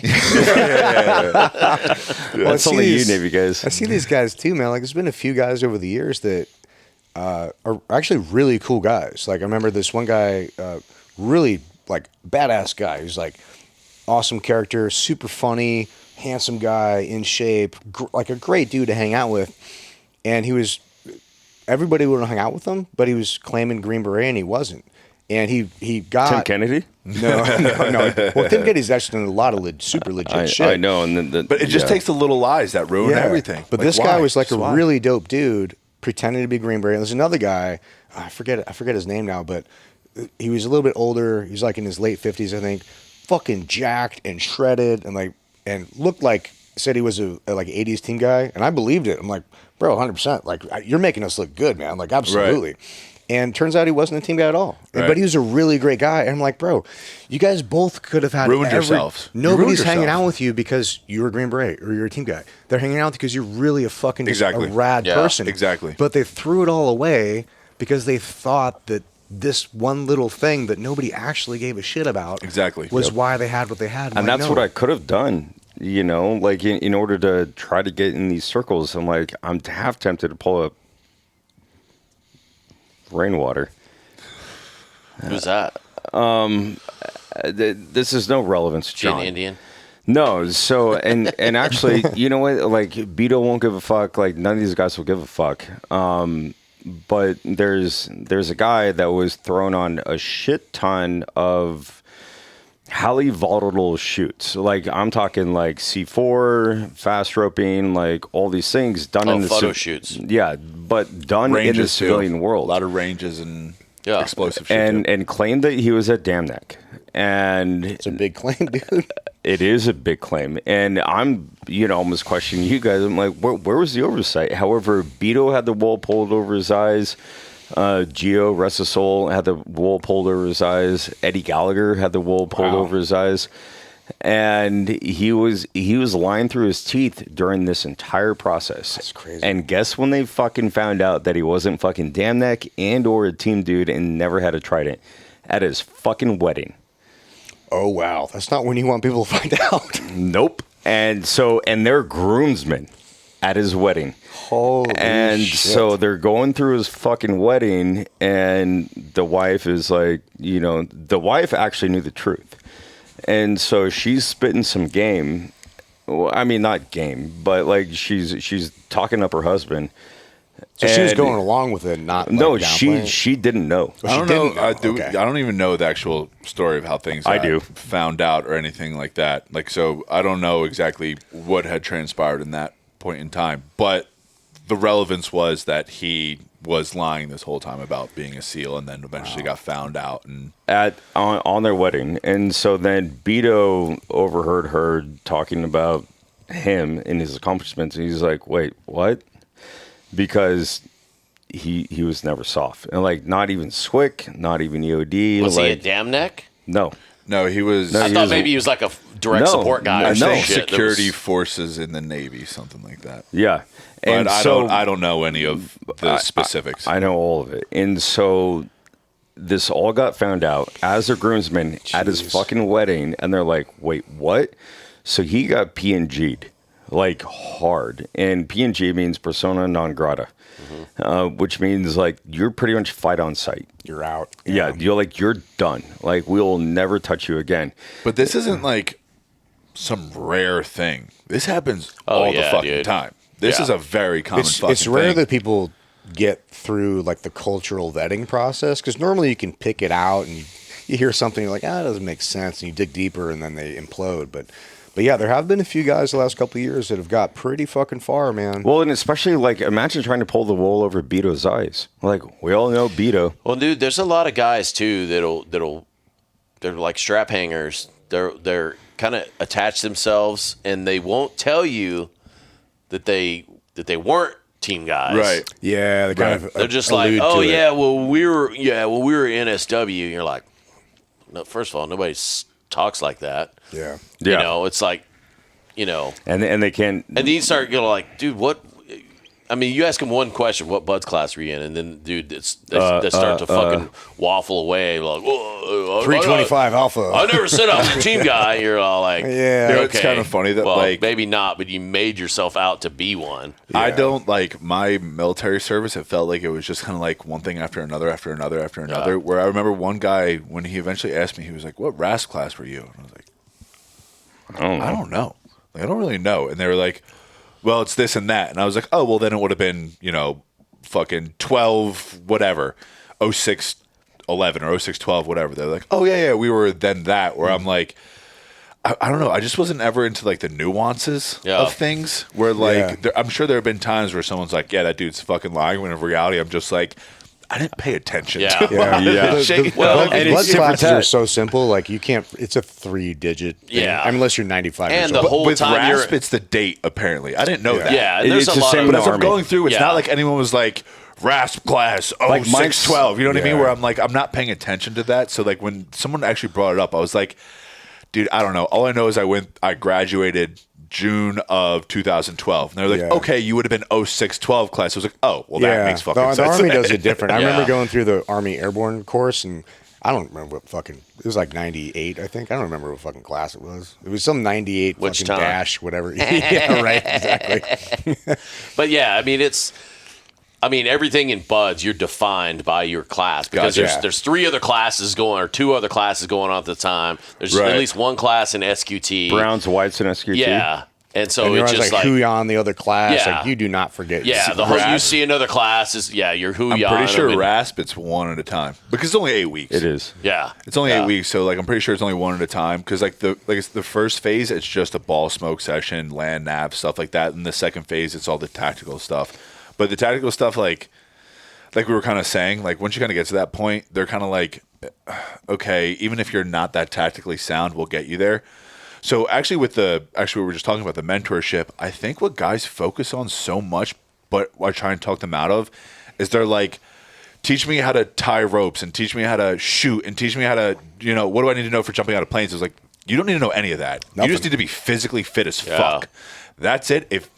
Obviously barring, say like, Green Beret, they have a little bit of more mental tests than say like RASP or buds and stuff like that. Yeah. But I'm like, they'll teach you all that. And they're going to be way better at teaching you that than I am because I was just a guy in the unit where they're now instructors of doing this one thing. Yeah, don't worry So about it. you're focusing on the wrong thing. You don't need to go and be a proficient shooter. You don't need to be proficient at knots, land nav, any of that. You just need to be a good student and a sponge at that point. All you need to do is make sure that you're making it every day. Yeah, that's So, funny. like- That's almost exactly what Dirty said about Green Team. Dude, I was literally going to bring up Dirty in that whole thing because Dirty was talking about going through Green Team and the instructors treated him shitty because he wasn't doing what all the other students were doing, which is focusing on that. Stressing out. And he's like, why am I going to wrap my head around this when all I have to do is just go into a room and run through. Stewie told me Do to. exactly what you They'll told teach me me. to do. They'll teach me everything I need to know. Yeah. They're going to make sure I know it Yeah. before I get there. And it's so fucking true, dude. Yeah. It's just as long as you pass your phys, quals, you you don't need to worry listen. about anything else besides that level until you get tier 1. If you're going Facts. tier 2, tier 3, all you need to do is show up physically fit, ready and capable, and not so rattled that you're going to just freak out and fail. Yeah. Where it's like, how do you solve those things? Is you fucking prepare. You prepare for this. Just shit. show up ready to learn. That's Yep. it. Yeah. There's the maybe 1% of the guy who can show up and do it all without really training because he's just that. Those are genetic. those are unicorns, though. Yeah, yeah. Sounds Those, like those are like the Dirty. dirty I Andy promise stuff of the you, world. anyone listening, you're not that guy. You're not that fucking guy. I definitely wasn't that guy. No, absolutely not. I was not that guy. I'd have trained very fucking hard as an 18-year-old to get through. And I wasn't still like, when I went through RASP, one of the things I try and help the guys out on is like, I did what I did. There's still shit I've definitely failed on. I wasn't that good at. Where like I wasn't a stud through RASP. It was like I made it through. I just made it through. Yeah. And like if I could help guys out on that end, then of like I wish I knew X, Y, and Z going in. Of like one of the things that we work with the guys that's different from the weekend type class to go through to our mentorship is because also now I have a background in exercise science, a bachelor's in science, and I worked with so many guys. If you're a fucking stud and you're, most guys who are like 5'8" and down, you're going to crush the push-ups, you're going to crush the pull-ups, you'll be okay at the run, but your core is usually kind of shitty, where the taller guys, they could do sit-ups all day, they could ruck all day. So like I don't give a fuck if you can do 100 push-ups in 2 minutes. I don't give a fuck about your upper body day. You're good. I'm going to focus on your run. I'm going to focus on your ruck. I'm going to focus on the things that you're shitty at. And that's how we're going to program you to get better into going to that. So it's like, it's not a cookie cutter. Everyone's doing the same thing. It's let's figure out what your weakness is and we'll attack that thing, which at the start, it sucks. Because if you're shitty at running, you don't want to run. Yeah. But I'm going to make you fucking run because that's what you're going to have to do until you're then good at running. And once you're good at it, it's now no longer something that you're trying to avoid. You're like, cool, let's attack this fucking thing. Let's go after this thing. But not everyone's a one size Still fits might all. suck at running. Well, and before we tailor this off, I want you to plug what you do and how our listeners can find you, because I feel like a lot of our listeners definitely want what you offer. So you can find me at bbadfitness. I'm on Instagram. I have a website too, bbadfitness.fit. So like I said, I have a couple coaches under me as well. So we kind of attack all the different, we have NSW, we have, Green Beret, Ranger, stuff like that. But what we do is we talk to you, I sit down with you, and it can be, there's guys that I'm helping with the recruiting process, because a recruiter is just a car salesman. They're not trying to do anything but just get you the fuck in. They don't care what you sign. Fulfilling those numbers. Right, exactly. So like there have been times where, I've talked to parents where like I've had really good kids just come to me like, hey, I want to join the military. I'm not really sure what I want to do. So I'll just sit there and talk to them, even if it's for like an hour, hour and a half, where I'm like, what are you good at? What do you want to do? And one thing I push, which is kind of funny because I was infantry, is like, if you have something else that you want to do that's not infantry, do it. Do it. Because you're going to get out and you're going to be way more successful than someone who is just infantry. Because I learned that lesson when I got out. Hard lesson. They were like, oh, you were in special operations. You have combat deployments. You have team leader time. You have X, Y, and Z. Cool. You can be a bouncer at a bar. You know what I mean? Where it was just like, I got let go of a job, or I went through an interview process and I couldn't even make it as a job with a fucking chauffeur. I couldn't even just park a car. Wow. They were like, yeah, these guys are just a little more qualified than you. And I'm like, that parking cars I was and fucking shit. driving Haji buses fucking overseas. I can't park a car. But I just, it's nothing but I try and be as truthful as possible of like, hey, if you're not scoring like an 80, 90 on the ASVAB, maybe not think of going soft medic, because it's a lot of studying. Yeah. It's a lot of understanding things. You're going to go through a college type course on top of the physical aspect of it. And if you don't really like medical shit, like, well, I hate But medical if you stuff. do, that's a great thing to do, because you can get out and you can be a flight medic at a hospital. You're a PA. Right. So like I just try and help them, guide them into like the mistakes I made, in the sense of like, hey, I got, the Green Beret, who's one of the coaches as well. He got kicked out of battalion with me. We were boys since then. I was in his wedding, but he just kept his process going, and now he's in 20th group. Dave, he's like I said, he was NSW. He was a SWIC guy, SEER instructor on Naked and Afraid. So we just kind of have like a good, well-rounded aspect of it. I will say, like, if you're looking for a specific medical training, I don't take anything on that I'm not capable Bring of. Tim on. Yeah, exactly. I'm not going to bring on anything that I don't feel comfortable with doing. But I feel like that's the best type of business approach that you can have, where it's like, all I want to do is try and help people avoid the mistakes that I made or we all made. Absolutely. So like, I'm going to be nothing but honest with you. And I've talked to mothers of like, my son's trying to do X, Y, and Z. I'm not sure about this. And it's like, even with them, I'm like, hey, if I was a parent, I wouldn't want them doing this either. But this is all the pros of X, Y, and Z. And whether you're behind them or not, they're probably still going to go do it. Yeah. So maybe get behind them and support them into, becoming the best they can be in this aspect. So I've talked to mothers, fathers, anything like that. But we work one-on-one with guys, bring custom programs to them, help them, attack their weaknesses. I wish I worked on running before I went to RASP. I did enough to get through, but I didn't, like there's a 5-mile qualifier. Before I left for RASP, I never ran more than 5 miles. Where if I go back, I would go do a 7-miler, an 8-miler. So when I'm running that 5-miler, I'm like, I've done well beyond this. So I can smoke this shit beforehand. So it's just putting guys in the area of success that they need to be in, where we're going to help you emulate what you'll need to exceed. And what I tell every guy is like, hey, man, getting a green beret is awesome. Getting a tan beret is awesome. Going through buds and getting your anchor is awesome. You know what's more fucking awesome? Being the honorable class leader through that shit. Because when you get through that process, that doesn't just go unnoticed. Because there's also special privileges. Like I know when I was going through RASP, our honor grad, they got to go to Ranger school right away.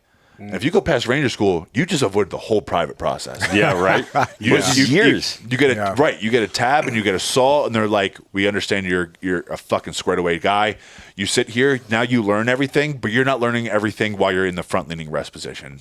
You know what I mean? It's a little easier. Dude, that's got to be fucking kind of, I wouldn't say infuriating, but it's got to be like, God damn, dude. Like, I wish I was better. Yeah.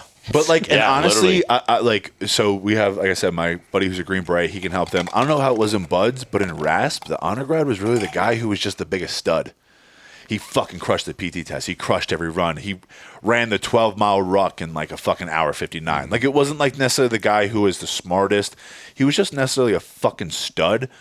But they just saw him pouring his everything into that, where, you know, it's like, okay, you got a 12-mile ruck. Why don't we make you do a 16-mile ruck? Well, It's time and that here's the 16-mile kicker ruck. on that too is also peer evals. Peer evals, I firmly believe are instrumental, Absolutely. right? Because you're able to throw shade at people that need shade thrown at them that the instructors don't get to see. Absolutely.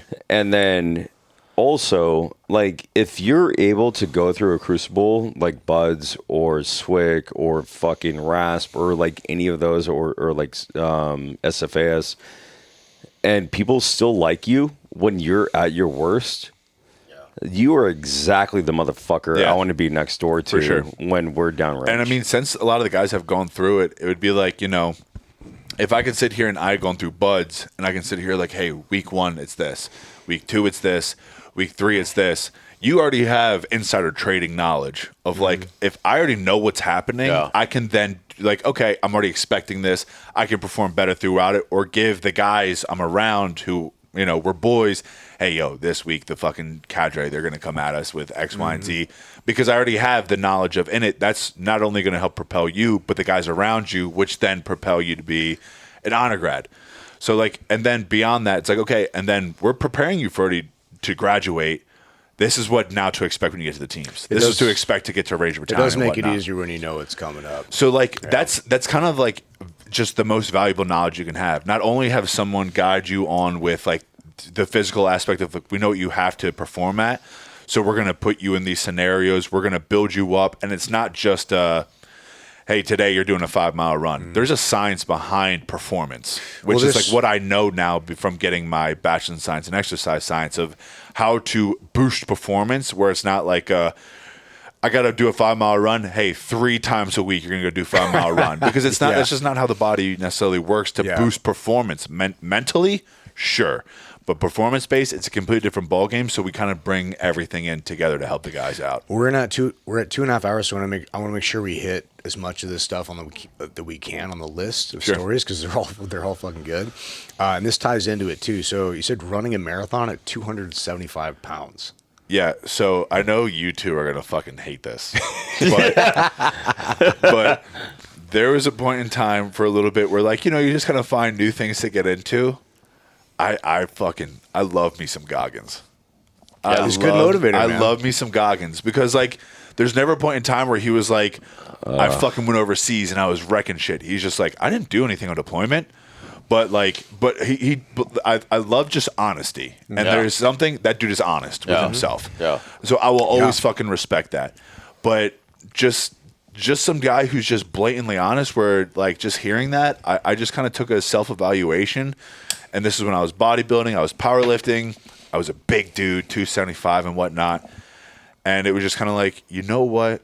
I love working out. I love lifting weights. I love doing this shit. I'm avoiding the shit that I don't love, which is running. So then, you know, enough of the Goggins tip. There's just Quit being a bitch. Come on. Fucking what's his thing? Debo. Who's going to carry the boats? Stay hard. Stay hard. Yep, There we go. I wasn't hard. Okay, I was soft dick. I wasn't hard dick. I was like, fluffy. Yeah. because like I would go crush myself in the gym, but I loved it. So it was just kind of like there wasn't necessarily the same mental push as it all. There definitely was, but I was in the middle of a bulk, just trying to get as strong as possible, big as possible in the midst of my bodybuilding career. And one day I was just like, you know what? I feel like I'm leaving a lot on the table, and through any hardship in life, there's so much reward. If you can push yourself through pain, there's always going to be reward on the other side, regardless of what it is. So I was 275 pounds. I hadn't run in maybe fucking 8 months at this point, even a mile, and just decided to wake up. I went to Lake Miramar, which is a 6-mile track, and just self-induced put myself through a marathon. Damn, dude. And it was one of the most self-rewarding things I've ever done in my entire life. That was to the point where like I didn't know, this was like before I started really getting into the depths of my bachelor's in exercise science. I didn't know really anything about endurance. I knew everything to know about bodybuilding, powerlifting, when to eat, how to eat, doing all this shit. But endurance is a whole nother ballgame. Yeah. So like I went to this track and I had protein bars and water. Like no electrolytes, no carbohydrates, no nothing. So I hit like mile 17 and I was at a crawl. Where it was like, one foot after another. That's literally what it was. And it was like, I'm in the middle of a track. I have to keep going to get back to my car. Yeah. I can't just sit here and be like, nope, I'm done. It was like, what else am I going to do? No one's going to fucking carry me. Yeah. So like I'd done so many things wrong up to that point too. Like I started running with a sweatshirt on at one point in time. So I was super dehydrated and whatnot. So like eventually made it back to my car, gathered myself, chugged a bunch of water, had a protein bar or whatever. And it was like, okay, if I can just do like a mile out and a mile back. I was at like, I think mile, maybe 20 at this point. I was like, okay, I can do mile back. And then just kind of started strategically placing it where eventually I just finished it. And like my time was atrocious. It might have been like 6 hours or something like that. But it was like, I did it. Yeah. So pushing myself to something that I had no interest in doing, pushing myself in something I was not in shape for at all, was just that, like, it was a great mental reminder of, like, you know, and then when I hear people talk about, you know, I'm going to prep for, I want to run a half marathon. I want to give myself half a year. As a coach now, I can be like, I ran a marathon with no training. You don't need half a year. You need to just lock the fuck in. Yeah. I did that once. There's a lot said for that. And it's just one of those things where it's like there's a difference between going to the gym and trying to lift a bunch of heavy ass weight compared to like rucking, running, stuff like that. At one point in time, it's as simple as put one foot in front of the other. It can really be that simple. But there's like I got way more out of doing a marathon at 275 pounds, a fat fuck, than I did going and lifting 600 pounds deadlift at the gym. Because at the gym, it was like I fucking wanted this. Running a marathon, moving your body like that for 6 hours straight, that's a lot of fuck. And there's people who've done way more than that. That's way mentally harder than the gym. 100%. Yeah. The gym, I got to jazz myself for an hour. Running for 6 hours, fuck that. You know what I mean? Yeah. But the mental fortitude that it came with that, like I was on a high for fucking like almost 2 years after that. Yeah. I was going to say, speaking of Goggins, dude, you see the news where he just got accepted to the PJ pipeline at 50 it's or not 51? Good. So I believe I said this on a podcast prior, but I'm going out for a PJ graduation with a close friend of mine, and he was shout the out one to that, him though, too. By the way, shout out Thomas. To Thomas. Fucking shout out to Thomas. Way to be, man. Dude, way to fucking be. I've actually been close to tears with regards to Thomas graduating the PJ pipeline.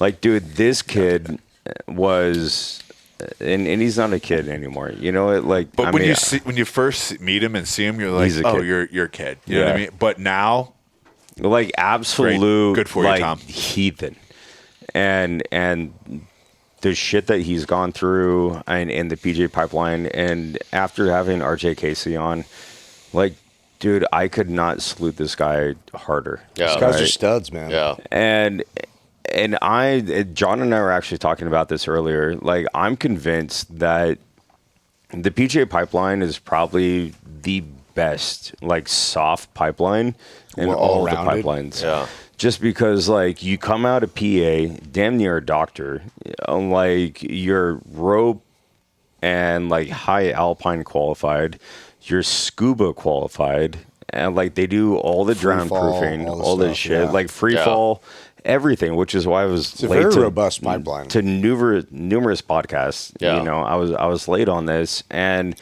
I have the absolute honor of flying out to New Mexico and putting a spray on him, which I don't know what that looks like. Normally, it's, you know, the whole chest punch. Do the bonk You know, on the yeah, head. with the pins going in and making sure Uppercut. it sinks.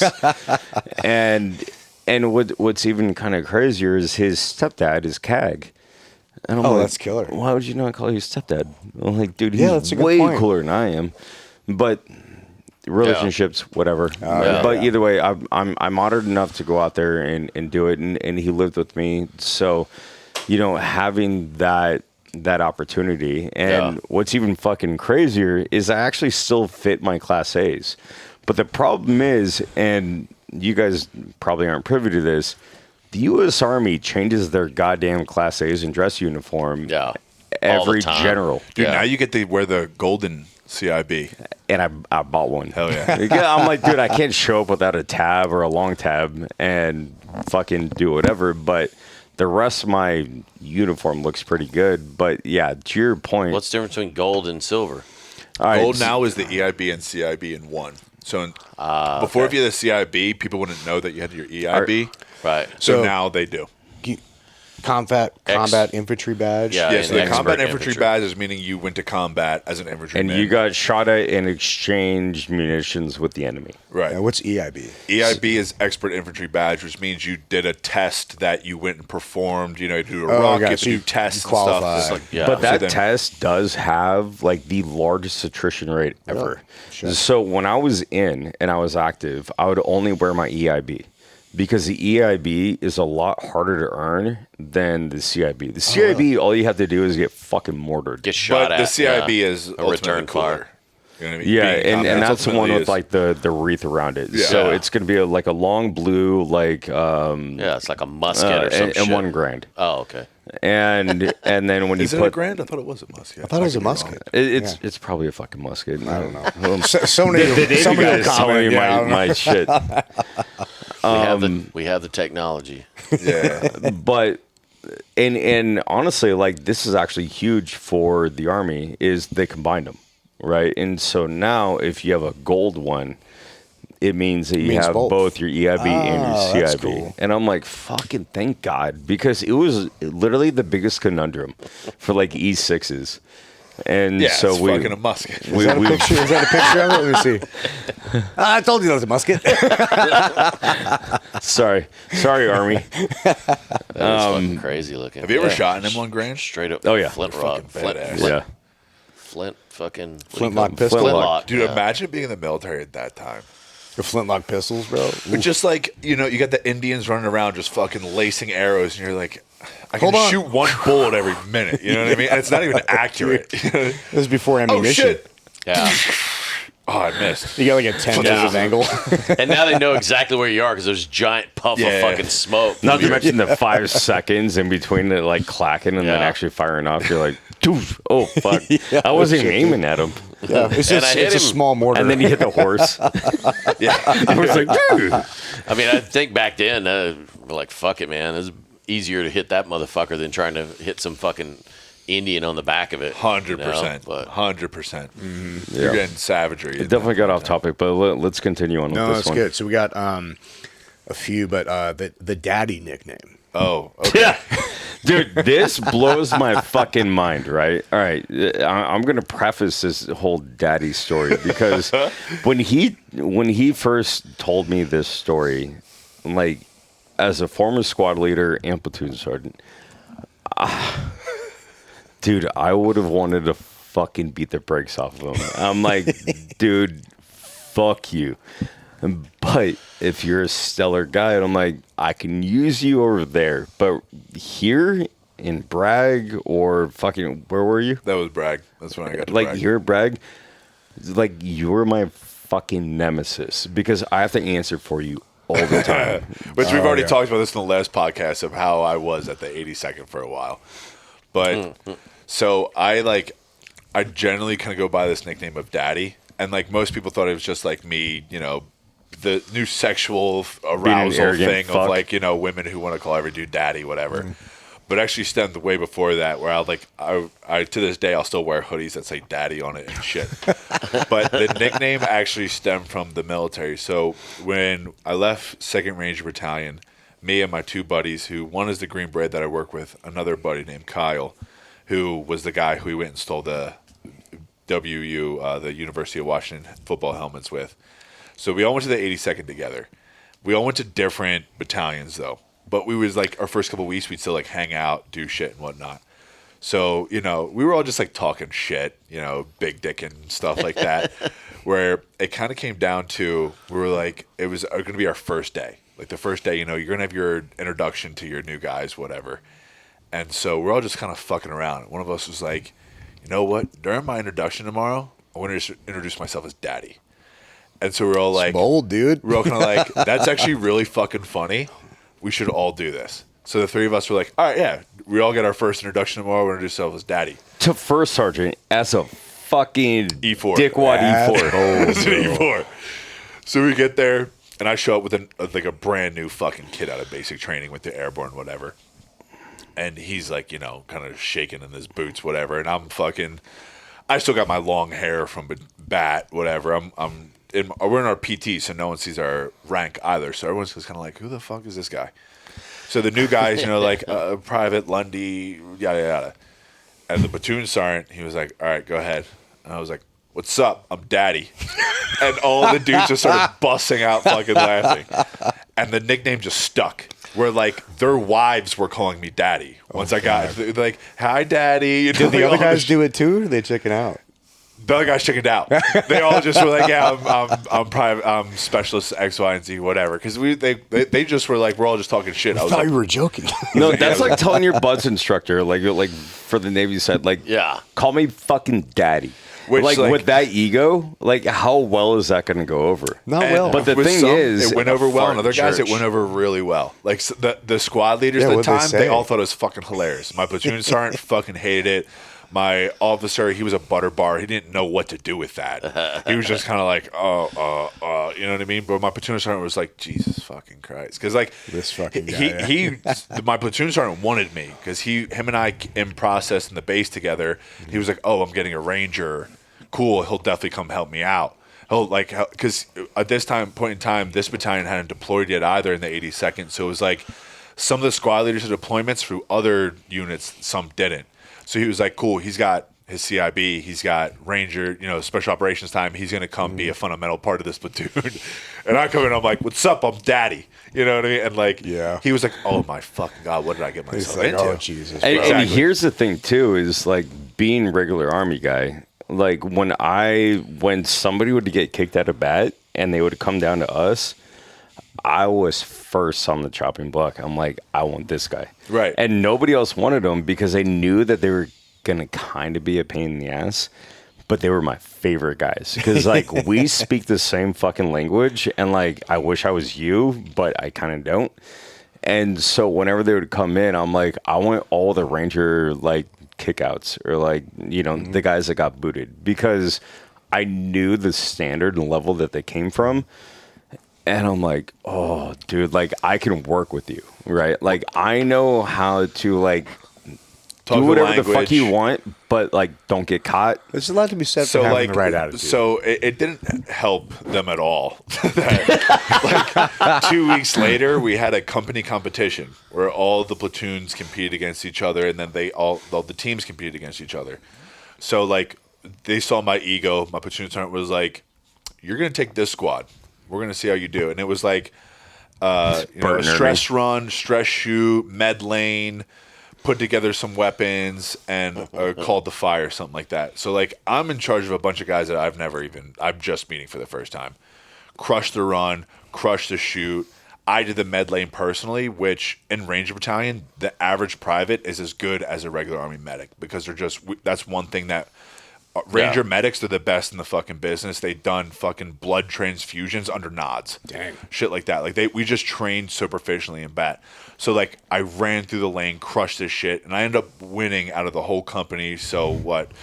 4 teams per 3 platoons, 12 fucking teams, and I won. So after that, I was like, now I'm the ultimate shitbag. Now I'm the granddaddy. Exactly. So like the nickname just stuck, and it just kept fucking going to where like once I got to Blackwater, you get to choose your code name, whatever. So I'm like number 1 option, Daddy.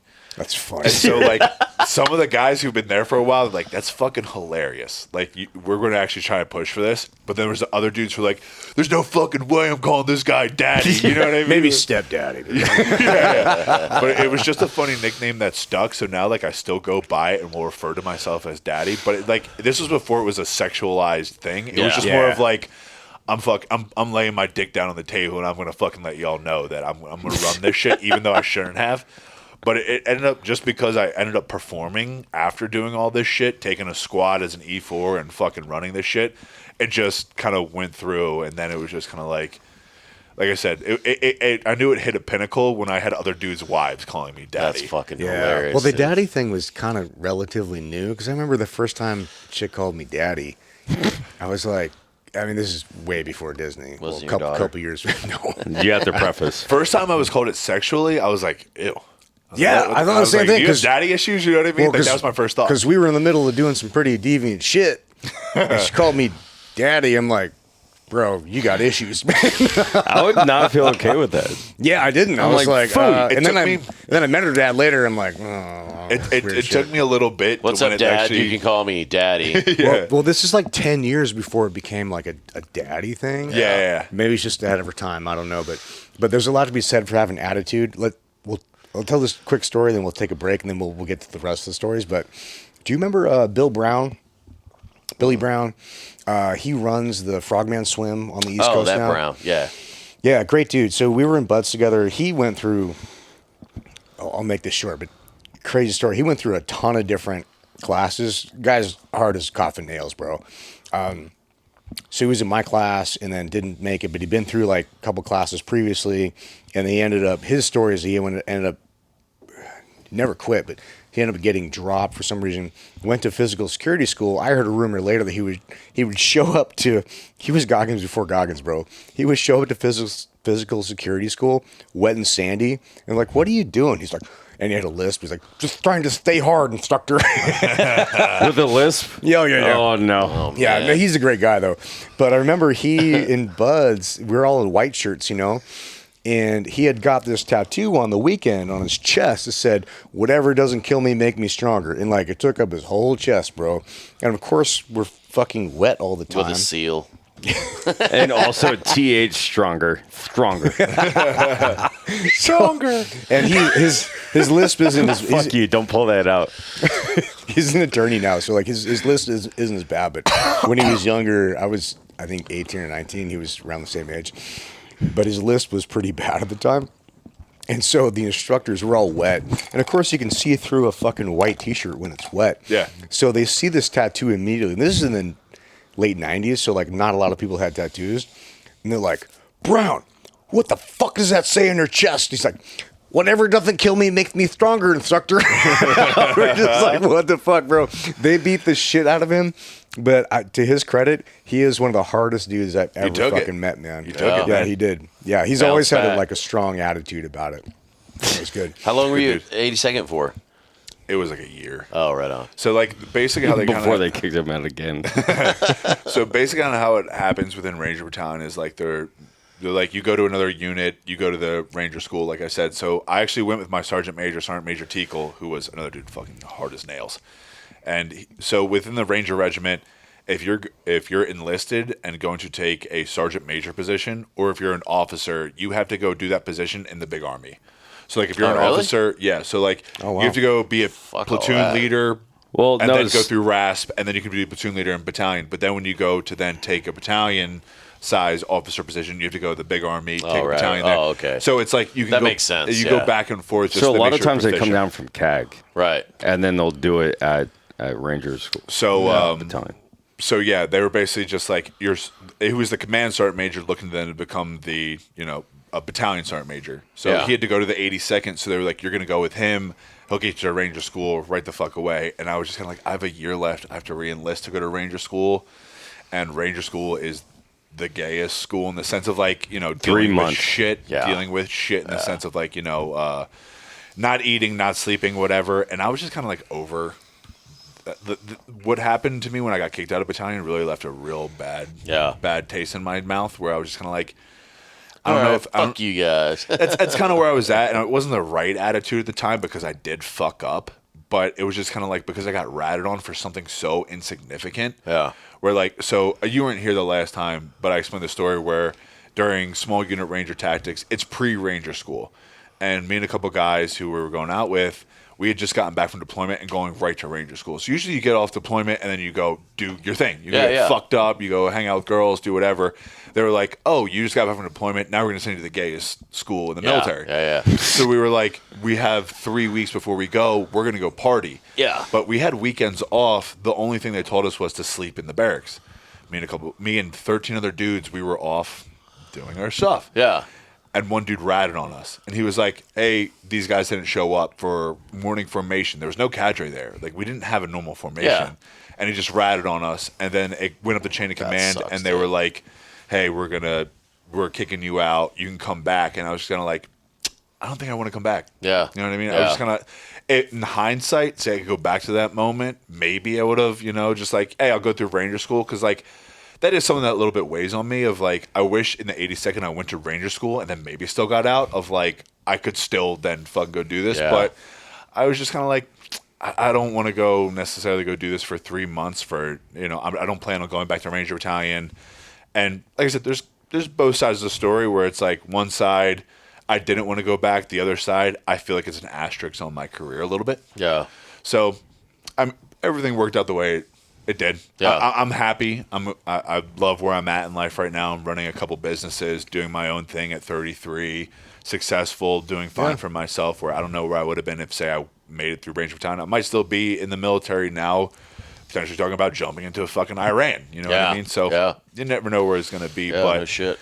Yeah, so went to the 82nd, and I was just kind of like, I'm just going to do my time, get out and go to college. If I want to get back in, I'll get back in. And I never there was a couple times where I was like, maybe I should go back in and go PJ or something, but it faded. And I was like, I'm good where I'm at. Yeah, things work out. My brother-in-law was at the 82nd, 2nd Battalion, 504th. But 504th, huh? yeah, Rocket Sons? kind of storied. But I don't know if they're Rocket I Sons. went, it was 2nd Battalion, 235th or something like that, and they had never deployed.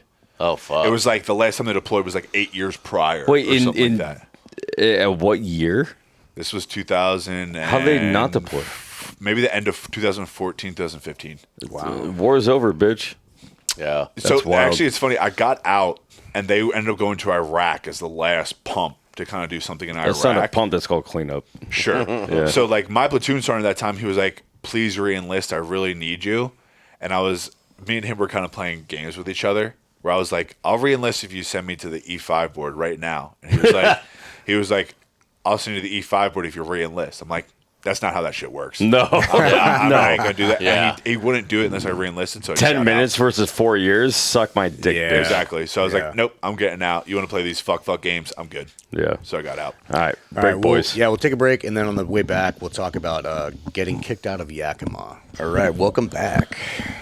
Welcome back. Let me put on these And we are brass rolling. knuckles The paperweights. for the rest of this fucking journey. Paperweights, even though it's 3D I got to be printed. fucking ready for anything that's coming. Always ready. Stay hard. Yeah, exactly. Dude, I ran also, a marathon with these knuckles. I've heard there's been so much pushback about Goggins, like, going into AFSOC.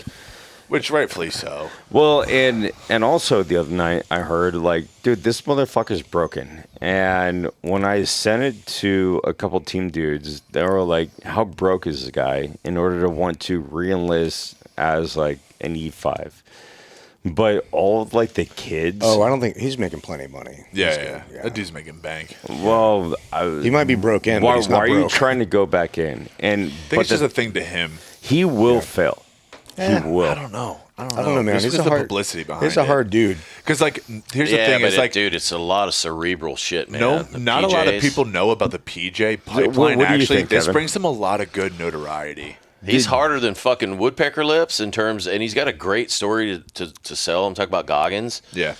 he's got a great story of overcoming adversity. And I'm not saying he's a stupid person, but dude, the fucking PJ pipeline is very cerebral. It's it's like going to fucking med school. It is. Yeah, you know? it is. Yeah. And then rope school, and then dive school. Yeah. And then The physical fucking aspect, paramedic. I think you can do.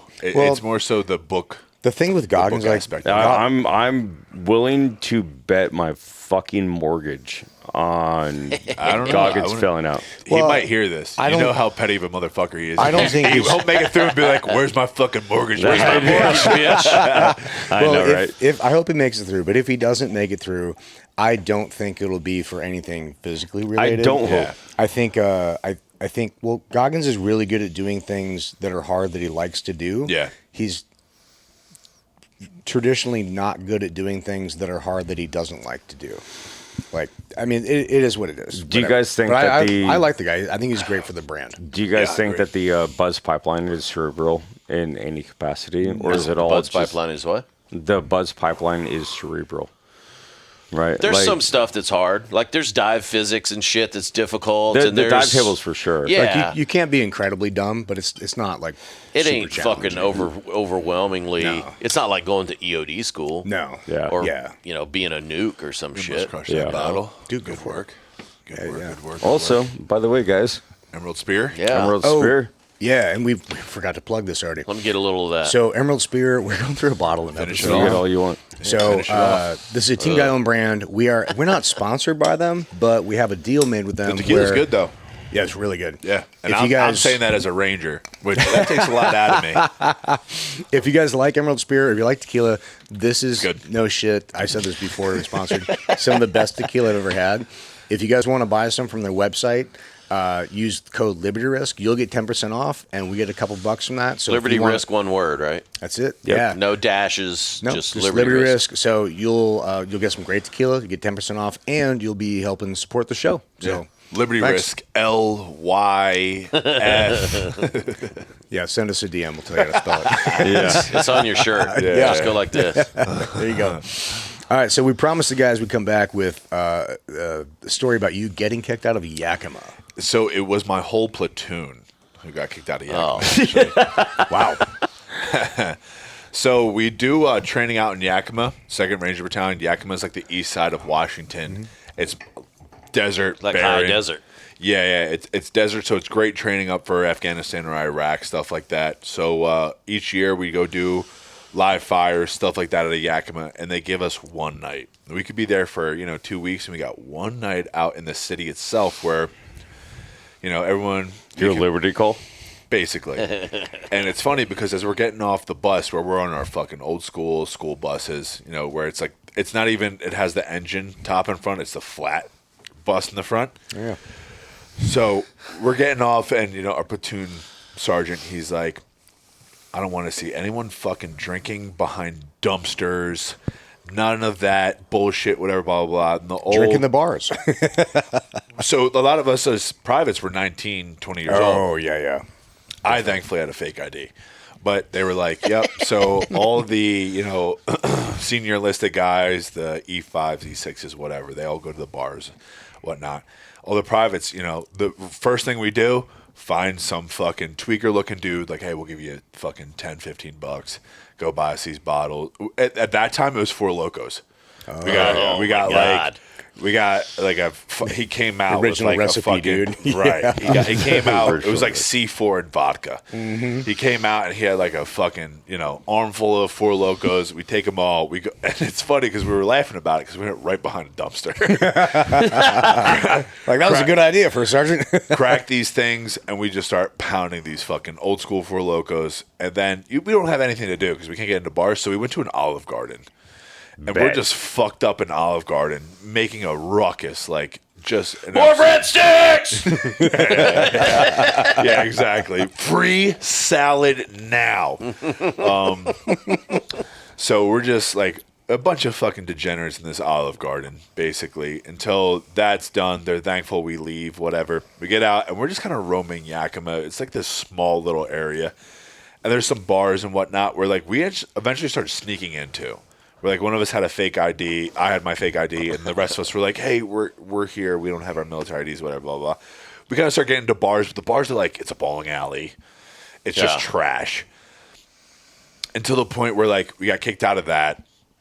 Our upper enlisted got kicked out of their bar for fighting and shit like that, and we got kicked out of collectively maybe 4 or 5 bars. Because it just, once it starts, it's nonstop. Because once one guy does something, another guy has to up him and up him. Was this and up Foxtrot Platoon by chance?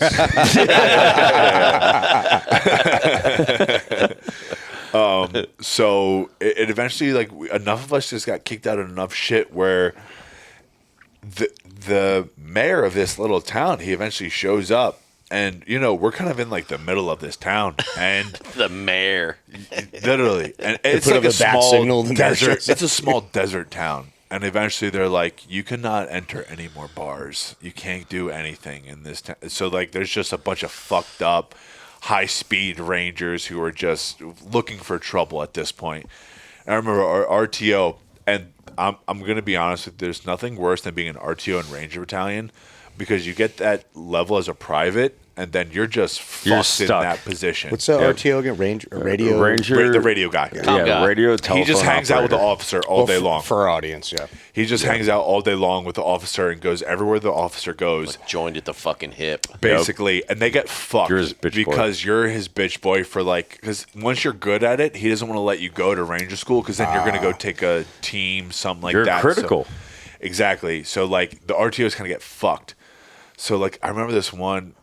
Actually, no, he was an FO, a forward observer, because they get fucked equally as well. Mm-hmm. He got just blasted. Enough of us were so blasted we're stumbling over each other. And this guy couldn't walk anymore. So one of the squad leaders, I remember him Strip club. carrying on the bus and throwing this dude down on the bus to the point where like he smashes his head off the fucking plastic window of the school bus, whatever. Because you get enough guys who are fucked up, there's no bearing anymore. Yeah. It's just chaos and recklessness. Survival, yeah. So, like, our platoon sergeant, he's pretty fucked up, too. And this guy, he's a legend in battalion now because he's a sergeant major. And he was a great guy. My platoon sergeant, there's no one besides my own father who I've looked up to more than this guy in my life. Where That's cool. There's just shit where, like, you're on the range, you're doing CQB, close quarters combat, clearing rooms for people who are listening, where he would just say shit, and you're like as a private, like, holy fuck, this is so cool. Like, stop fucking up, stupid. But Sage advice. Like this, but he would tell you like why you're stupid. Yeah, you know what I mean? Where it's like, you know, he would teach you how to get 3 barrels in the door at one time. Where it's like the 1 man, the 2 man's going this way, the 3 guys in this all at one time, remulating CAG. And you know, as a private, when you hear the word Delta, Yeah. you're like, you got a boner. You're Yeah. like, this You're is like the creaming coolest. your pants. Yeah, like, oh, I'm doing what a Delta operator does. Oh, you know what I mean? So, like, I had nothing but the utmost respect for this guy, and he went to bat for me through everything, including when I got in trouble. Like, this guy just really stuck out for me, and I have nothing but great words for this guy, where, like, he's the type of guy where he's like, if we were overseas and he's like, hey, we're all going to die, but we got to go do this, it's like, I'm Yeah. with you, man. Yeah. I'm with you. Hold my Let's- drink, bitch. But like as a 20-year-old, it's not Yeah. that cool. Yeah. You're not that cool. Yeah. You're just like you're pissing your pants, but you're like, Okay. yep, Yeah. okay, I'll Yep, follow yep, you yep, the yep. hell- Yeah, exactly. So, and then enough trouble had just happened where we got kicked out of the whole town. Where like they were just like enough people in the town that lived there got together and they were like, these guys are fucking assholes. They're wrecking our town, yeah. Actually, you know what I mean? Like, it's not just a story. It's like, but this actually happened. You know what I mean? Where it's like, So fucking They robbed crazy. a bank and lit a place on fire. where it was just enough of us. But like that, it was one of those things where it was like, it was almost an impending thing that was going to happen because we had done live fires all week, hard work all week on the range, 10 hours a day at least. And this was our one night where we went out with our EOD guys. So to give you guys a preface of our EOD guys, our Navy EOD guys, which like there's also very few people who I have more respect for than Navy EOD because I saw them work overseas. And it was like, we'd be going over, it's like, hey, we got to cross this bridge.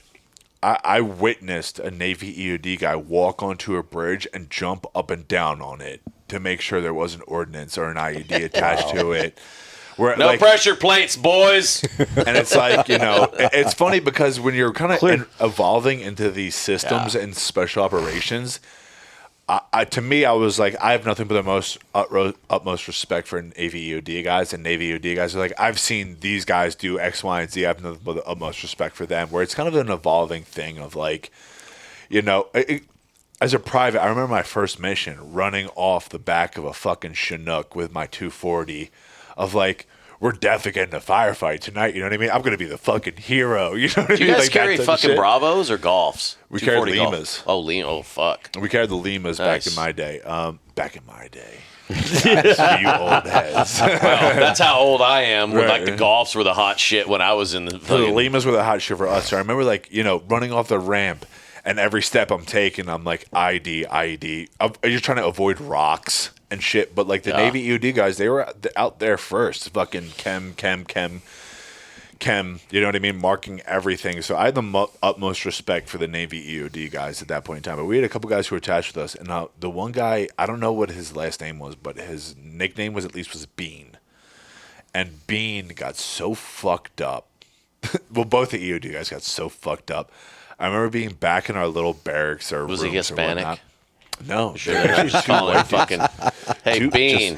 two straight white dudes. And Maybe there it was like Lima and Pinto or something. McBean. Pinto Bean. Maybe he was You're making shit Bravo. up now. Yeah, maybe he was Bravo and just got called Bean. I don't know. But I remember it was because we only have 2 EOD guys with us. And the one EOD guy was so drunk, he just fucking assed out face first. And his partner, his other EOD guy, was just screaming at him, just like, Bean, are you fucking insane? Are you fucking insane? And then that guy, for whatever reason, tried to jump my squad leader. And my squad leader quickly, like this was, and I've talked about him before on the podcast, he was just a fire breather. He just quickly balled him up, put him in a rear naked choke, something like that, and just fucking tapped this dude out in like 2 fucking seconds. It's for your own safety. This is like, I've been in battalion for a couple years. I understand how things work. And, I've never collectively gotten drunk with all the guys at this point. Because, like, higher ranking, they kind of get drunk on their own. We Yeah. kind of get drunk on our own, whatnot. So this is the first time I'm really collectively seeing everyone drunk together. I remember being fucked Good up bonding watching experience, this. man. Yeah. It was. It truly was. And I remember seeing this guy get balled up by my squad leader. And I was just kind of like... Holy a bitch now. this is the guy that fucks me up every day. You know what I mean? Like, I need to learn jujitsu. yeah, exactly. I was kind of like, fuck, he could fuck me up so bad. But yeah, the town of Yakima, Washington, collectively got together and said, these guys are no longer allowed to come here. They That's how chewed much- your ass up and spit you out. They truly did. Or the opposite. Yeah. We chewed them up and spit them out to the point where they were like, these guys aren't allowed here anymore. But that was just a collective moment of like, I felt like it was almost camaraderie. You know what I mean? Of us kind of looking around each other, kind of like, yeah, we got kicked out of a fucking town, a whole town. Kicked us out. They probably change your welcome to Yakima, except for Rangers. Yeah. Yeah, and that's basically what, or it was like BCO first platoon Rangers. You know what I mean? It was like our specific platoon. But in that retrospect, I talked about this about the last podcast of like, there was a lot of PTSD going through my platoon at that point in time because we had lost 3 dudes in a matter of a year. And in a soft unit, that's a lot. Like downrange or once you guys got back? 2 guys were downrange. 1 guy committed suicide when we got back. that sucks, so man. so like and I wear his KIA bracelet to this day, and anyone can kind of say what they want to say. Some guys, they're weird about it. They gatekeep some stuff where they're like, if you didn't know him, you shouldn't be worrying about that. Ricardo Cerros Jr., I will stand up for this guy because he helped me so much with my career. I never met the guy. He had died the deployment before I got there. But he was an E4 just like I was at battalion at that time. And he jumped on a grenade that saved our platoon sergeant, 2 of our medics, stuff like that. That was like... And guys who kind of paved the way for you. Absolutely. Where it was just kind of like, and this guy, it's that weird thing in battalion because it's like this guy, I know he was treated like dick like I was being a private, but he was still so much of a hero and so much bought into everything that was happening, like every other private that we were with, that he jumped on a grenade to save someone who at that point in time might have been fucking him up all those times, because that's just the camaraderie that you have with these guys. And like that to me was like, you know what, if I was going to go out anyway in my life, I would love to go out saving my dudes. I think that's kind of like a common thing between us, of like, if you're on deployment, if I'm going to die, I would love to die serving my guys. Purpose, yeah. Yep. Shoulder to shoulder and, like, with your brothers, man. Ricardo Serros, he actually he's born and raised in California, not too far from here. My buddy Sean Patterson, we called him Pete. Great fucking guy. He was a senior private, just like I was.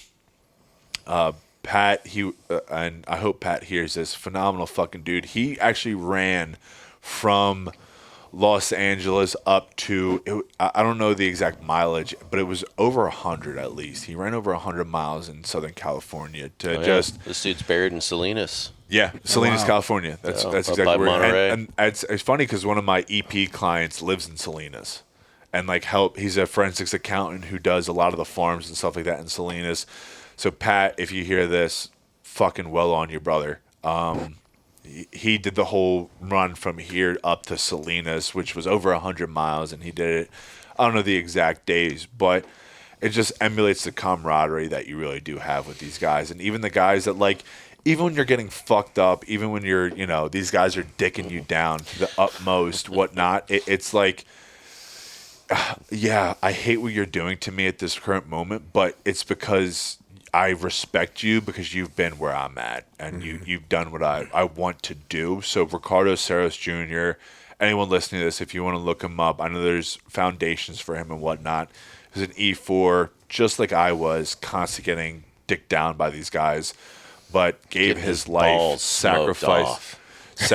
Exactly. And his balls were getting smoked off. I personally know this because I've talked to the guys where jumped on a grenade for our platoon, the platoon sergeant at the time, the medics, and saved at least 4 or 5 guys other lives by sacrificing his life. And if I could have done anything with my military career, especially where I'm sitting at right now, to save other guys' lives, there's nothing you can, as guys in our position, to hope for. Like, if I could give my life to anything, it would be at least to save other guys' lives. And there's 4 or 5 guys still out here to this day living and doing their thing because Ricardo Serros Jr., he jumped on a grenade and took that blast for him. I love the legacy stuff, man. So we're over 3 hours now, so we're gonna try to cut this. We'll make this the last story, and then we'll close out. But the ayahuasca trip is on the list. So on the last podcast, we actually touched on my journey of self-healing, of constantly breaking myself down to build myself up. There's parts of times that where it was, getting kicked out of Ranger Battalion, coming back, just wishing I had done more and whatnot. And I'd just been on a self-destructive journey for a long time through psychedelics of fuck me up so you can show me something better. And I'd always want to do ayahuasca, and eventually got to the point where the ayahuasca journey was presented to me, and I was just like I was still on that tip. Fuck me up to show me how I can be better, to show me how to be a better human, to show me all these things. And they say you set intentions with ayahuasca, DMT, stuff like that. And my intentions with ayahuasca, Mama Ayahuasca, was fuck me up, show me exactly where I'm fucking off in life, show me how to be better, show me how to be a better human, show me how to be a better brother, show me how to be a better teammate, all these things. Because I was still deploying at this point with Blackwater. And Blackwater had just kind of shut down their operations in Afghanistan, because I had talked about this before. I was one of the last guys in Afghanistan contracting through Blackwater, seeing it all come down, seeing, I was at the airport when they were throwing babies over the fucking wall into our sea wire. Shit like that, you see happen in real life, and you're just kind of in that point where you're just like, I can't believe 20 plus years of war is coming down crashing like this. I thought we would have walked away with a victory, but it wasn't anything but a victory, it almost felt like. And all we heard was Biden and his administration. Like, Trump was actually in when I first got there, but the Biden administration just took over, and they were like, I promise this is not going to be Saigon. This is not going to be American helicopters taking off of the embassy, But it getting was. shot at. And Yeah, it that's was worse. exactly what it fucking was. Yep. So Yeah, it's pretty fucked. it was very fucked. And I was a team leader at the time in Blackwater. And, I would have to go give my briefs to the guys every day of like, we could stay for 6 months. We could be gone tomorrow. Stay vigilant, stay ready, stay all these things. We know we have guys that, we could be bombed today. They could be not bombing us today to hopefully get us out of here. So it was just like this weird period of time.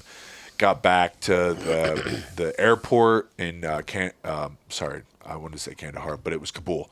We got back to the airport in Kabul, and I had done a rotation there, and it was just kind of all coming crashing down, and no one had really any idea of what was going on, and so that all up coming crashing down the way it did, and to be one of the last guys there was a very surreal thing of just like I know thousands and thousands of men, say like Nick or you or whomever, who had seen so much worse in that country and had seen guys, their friends die in that country, for it to come crashing down in that way. And it just was like the most heartbreaking thing of, not that I could necessarily reference in the sense of like my friends had died there, but I knew a lot of guys who had friends who died there, to include guys in my platoon like Ricardo Ciros, like Tyler Harros, like a bunch of guys who had, fought to try and do something better for this country, or what we thought, at least in that moment in time. So then after I got back, I promised myself that even if I needed money, I would never do it for the government again. And that if I was going to do executive protection, it would be for my own clientele, stuff like that. And so eventually I had the opportunity to do ayahuasca, and I was just on this journey of like, if you fuck me down as hard as you possibly can, I will come back stronger from that. So I was just on that journey with mushrooms and LSD and stuff like that. And then I had the opportunity to do ayahuasca. So they were like, you have intentions with ayahuasca. What are your intentions? And to me, I'm like, I just want to be crushed. Crush me so I can continue giving the fortitude to overcome whatever that I was, seeing at that time, to include my time with Ranger Battalion in Afghanistan, which to some people consider light. To some people, your hardest trauma is your hardest trauma. Getting mortared every day, stuff like that. So all I asked her to do was fuck me down, and she did the exact opposite. I went into this deep dive with her, and I just sunk out of my body. I was laying flat, and I sunk out of my body, and this goddess of a fucking woman just took me and took me off into the universe and showed me hundreds of versions of myself in this very godlike figure of like, it was almost what you would consider like, in like the movie 300 when he climbs up the mountain and it's like Mount Olympus. I saw myself in versions of that. And during this time, she was just pumping me with the most intimate, amazing experience that you could imagine. And part of that was I didn't have a good relationship with my mother growing up, and that wasn't because of her. It was just she worked so much. Her and I didn't see eye to eye on a lot of things. So I never had a very sonly mother relationship. Nurturing. There was nothing like that. Maybe when I was super young, but once I got to a point where I could actually, I had awareness of it all, I just didn't have that with my mom. So it felt like for one of the first times in my life, it was a very motherly, intimate. All I could think of was like, this is what a feeling of a mother's love to a son would be. And it's not that my mom didn't love me like that. It was just that I never experienced that in my own way. So I just, had that experience where it was just the most loving embrace I've ever felt in my life, almost at that point in time. And then she brought me back to my body, and it was just kind of like, hey, you fucked yourself down a lot. Love yourself. Wow. And I had a very clear path of like, yes, everyone has their own fucking issues. Was it because your nickname was Daddy? To my eye, I was not Daddy. I can tell you that. She was like, you ain't shit. No. But it was just a very loving and nurturing thing that, like, I remember walking away from that of just like, hey, you know what? We're all fucked up. We're all really fucked up in this life. And I had just been chasing my being fucked up so relentlessly to fix myself that, there's our points in time to realize, like, there's a lot of great things about me too. that I was chasing all the bad things about me, but there was a lot of great things about me too that deserve love and nurturing in that sense that I might have not felt in those points in time. But after that, it was that huge, like, coming to understanding that, like, what I was using psychedelics for, it is just medicine. It really is just the earth's own medicine. And, like, I have my own spiritual experiences. I have my own spiritual understanding of things that could be right, could be wrong, could be whatever. That, you know, all I hope is that when I'm done with this life, that I had done enough here in a good sense that I don't have to come back here. Because I don't want to come back here. I don't want to do this again. I don't want to live this life again. I don't want to do anything. I don't want to deal with the bullshit that we're dealing with in this life and point in time. I don't want to deal with pedophile elites that run the country or anything like that. That I have to, where, like, they take stuff like we did, very honorable, amazing things that we did to sacrifice our lives because we did it for our own countrymen. Yeah. We did it for our own people that turned into what a pedophile wanted it to be. You know what I mean? Where it's just coming to that understanding where it was just kind of like, and this isn't to knock anyone who's going to the military. Like I said, for all of us, without our military experience, we wouldn't be half the men that we are today.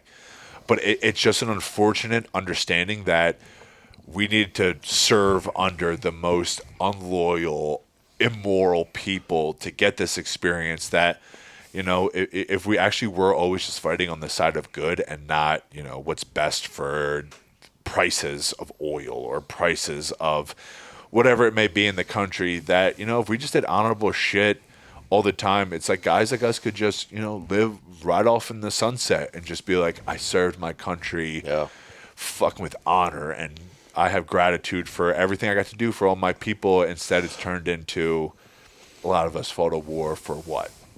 So For what? Yeah. And that was the biggest thing of just, but also giving yourself grace in that sense of like, there's a lot of guys who did a lot of things over there that in the time it was like, I'm fighting gods. Like, I know when I joined, I was a very religious person and I'm like, this is what God wants me to do. Where it turned into like, you know, I mean, I don't necessarily go quote unquote with the Bible, but you know, some of us might have been doing deeds of evil but under God's, but we did it what we're thinking for God. Under false pretenses. Right, exactly. Yeah. So it was just that understanding and then the forgiveness to myself for all of those things of just like, you know, we might have done some really bad things, but we were manipulated in that sense. So it brought me a lot of peace. It just brought me a ton of peace. That's one big question that's always been asked of me is like, how do you feel about the war? And the war is for naught, right? It was all pissed away. But at the end of the day, like, the people that I killed deserved to die. Like, you were a bad person. For sure. You were raping your daughter. You were fucking little kids. Like, you were doing whatever. Which, and to this day, I'll still go do that. We were talking to our buddy Byron, who was on the music video with us, where they were talking about, you know, potentially running some, you know, child sex operating rings to go against them. I would do that shit till I can't walk anymore. And I will 100% fight for that. But are there guys out there that weren't those people? Yeah. That we did that too? Are there more than us? And as we started seeing in the war, and it was because we were so, you know, brought into that way of thinking, it was better them than us. I'd rather go bomb a whole village to save our guys. Yeah. But in reality, it was, how is the Pentagon view that I'd rather bomb this whole village because we put $10 million into this guy. You know what I mean? So that's kind of how it was spun of like, well, how do we collectively as a group of veterans and stuff like that start forgiving ourselves for this type of situation that we were put in? And ultimately it was just that we were manipulated. Well, two things on that. Number one, how long ago was that? And then two, how did that change your trajectory after that? How long ago was the ayahuasca trip or how long ago was the deployment? that specific one. The ayahuasca trip probably was 2016. I think 2016. No, sorry. Way after that. I moved to Nashville in 2023, so this is probably like 2021.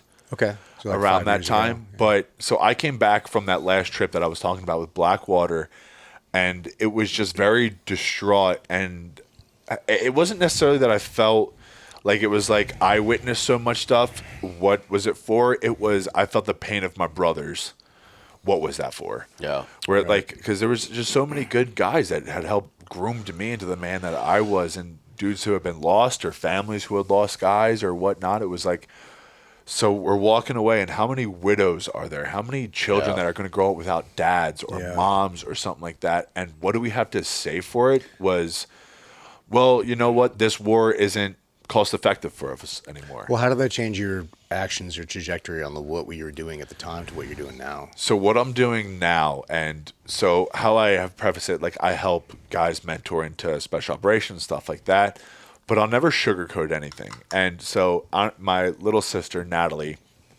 she's actually a nurse in the Air Force, and she's in Qatar currently. And so I'm blessed that she looks up to me in the way that she does, and her and I, we talk as much as we possibly can, but I'm getting to experience what my family got to experience when I was overseas, of just like my little sister is one of the most important people, if not the most important person in my life. And she's messaged me like, hey, we're getting bombed again today. In harm's way. And you know, and this is what, you know, she's Probably doing it worse than being there. Absolutely. Yeah. She's a phenomenal being, where I had the conversation with her of like, hey, you know what? Like, the reason you signed up was to help people in these situations, not necessarily the war. So she's doing much better now, and, you know, she might be taking the hits on the base and stuff like that. But she's in a place where she's helping people that she wanted to always help. And that was the whole point of it. But I kind of feel personal responsibility of, you know, with, you know, if units are getting spun up to go to Iran and whatnot, I have to be as vocal as possible of, I don't agree with this. And I truly don't. And it could be as something, you know, that, you know, what they say is like Iran might be chanting death to America, but it's not as simple as we just look at it today. In the 50s, they had a democratic government that we went and bombed. We went and overthrew to put the Ayatollah into power eventually. So, like, and what we just did of bombing their spiritual leader as the Ayatollah, we just fabricated another whole generation of people who are going to hate America because they just killed the Catholic version of the Pope. We did. We just went and bombed the Pope, essentially. But how many people actually give a fuck, though? Because, like, we've seen massive levels of celebration. But we've seen massive levels of celebration in America. If you go to Iran itself, it's over there, and everybody who's from Iran here is super big fan. Here. But also, you and I both know Zach and his. But okay, so I'm going to preface even the protests and shit over there. Even if Zach's wife is Iranian, even if Zach's Iranians are not mad about it because they just killed 30,000 of their own people, which I don't fucking believe for a single second. Not for a fucking single second. Because if you were one of those protesters and you saw thousands of people die, are you protesting or are you going to go fight? Well, if you believe in this, I'm going to go fight a civil war. And so I don't believe for a fucking second that 30,000 protesters died. Because if I see 1,000 protesters die in our own country, I'm picking up arms and I'm going to go do something about it. An argument could be made. Well, that's what they're doing, and then they're getting hosed. facilitating. But they don't have the fucking firearms and munitions that we do. I don't believe that for a single fucking second. Well, I know. We can all have our own different opinions on it, but I don't believe that for a single fucking second that 30,000 people died. Well, I always fall back on things like this where, like, I don't know. I don't have enough information to really have an opinion. don't live in only Iran. people who do are the people who live in Iran. Exactly. And so let I me always ask you, fall back what on are their we going to be opinion. fed? What were we fed when 9/11 happened? That Saudi was a fucking Arabians hopped in a plane and fucking drove a plane to the building, And their which all of passports us magically landed in all the rubble. So now what I can do is not take anything for a grain of salt. So there could be, there could not be. So I'm going to sit in the middle and just question everything. Yeah. So as an American, if we were Americans, even if it was for something we didn't believe in, but we saw police hosing 30,000 people of our own people, even if we didn't agree with them, we'd be like, 30,000? 30,000? I'm standing up. Exactly. So You're that's why I gonna don't find believe out this who for a old single me fucking is. second. And all we've done through our whole fucking military career, from children, from whatever, has been fed propaganda to believe that these wars mean something, but now we know they don't. Afghanistan didn't mean fucking what we thought it did. Iraq didn't mean what we thought we did because it didn't have weapons of mass destruction. The only thing that we can go back on is one fucking country telling us that they have weapons of mass destruction. This is the same country that asked us to go in Iraq, Syria, Libya, Jordan, all these places that were However, there is proven Iranian fucking conflict, and Iraq never actually Riddle me this, Batman. I mean, I'm not talking to you, but what I'm saying is there was no WMDs in Iraq. Exactly. Right? We never found those. Exactly. However, there are WMDs in Iran. I don't believe there are.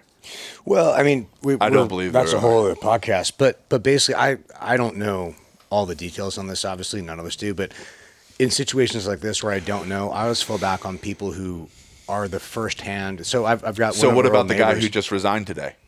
Well, Jeff. I don't know, but all I'm saying is like one of our Joe neighbors Kent sounds pretty cool. yeah. One of our neighbors is That man has foot to stand on. well. I don't know anything about that, but one of So- our neighbors was from Iran. She fled Iran with her family, and she's been surprisingly pretty hardcore leftist. So I don't agree with her on everything, but she is like very adamant. Like her family is very for this stuff. So what I will say to you is go pick up arms and go do it yourself then. Well, that an argument could be made that that's kind of what we're facilitating here is we take out the headset and be like, hey, we're not boots on ground. We're not going to fix your country. All we're giving is you a fighting chance to fix your own fucking country. But and here's the take it thing back. is if they didn't do it themselves, we've already proven to fail on this multiple times. Well, which is why if we left Iraq right now, it would crumble. Well, you know what here's- I mean? So well, like that's just where I'm kind of at But here's with the it. thing: I'm not advocating that we go boots on ground or anything. But I do think it's a unique way. This is the first time that I know of that we've ever fought a war like this. Right now, it's not even a war; it's a bombing campaign. And I mean, we'll see how it shakes out. But this is a very unique opportunity for them, and I'm hoping that the Iranian people will rise up and correct their So fucking country. here's the thing that I see on both sides is that yes, there are Iranians who did want this. There are Iranians who didn't want this. But that was the same thing with Iraq. Well, No, you it's not can the find- same. No, Iraq and Afghanistan are totally It's different not than the Iraq. same. But this is what I'm Totally saying different. where it's the same. Is that there are Iraqis supporting us. Yeah, but that's not the same as like they've been a shitbag country. Their You don't entire come to a fucking nuclear existence. power. Saddam Hussein was much worse than the Ayatollah. And there's no questions Well, to they're- ask about that. they're all- Because they're all Saddam bad. Hussein was actually starting wars in the Middle But East. you've got Afghanistan and Iraq who are very similar. They're all shitbags. They're complete shitbags. They're gonna be shitbags their entire thing. All my Iran thing is, like- is different, where it was a pretty progressive society, and then it got crushed. because of us. No. Yes. Well, No. no. Okay, so no, well, hold Iran on. was a We- democratic country until we went and overthrew their It democracy. was never democratic. You go back to the 50s. It was loose. No, go back to the 50s. There was a democratic leader who then said that British BP did not have control over our oil. This is our oil, and America's CIA and the MS-7 went and overthrew that power to put in the Shah, which the Shah eventually was so corrupt and disruptive that they put in the Ayatollah. So we are the reason why Iran is the way it is today. Well, but Same with regardless of our Afghanistan. involvement, I think the trajectory of Iran has been crushed by the extreme Islamic Islamist society. So I can think agree we can with all that. agree on that. Yeah.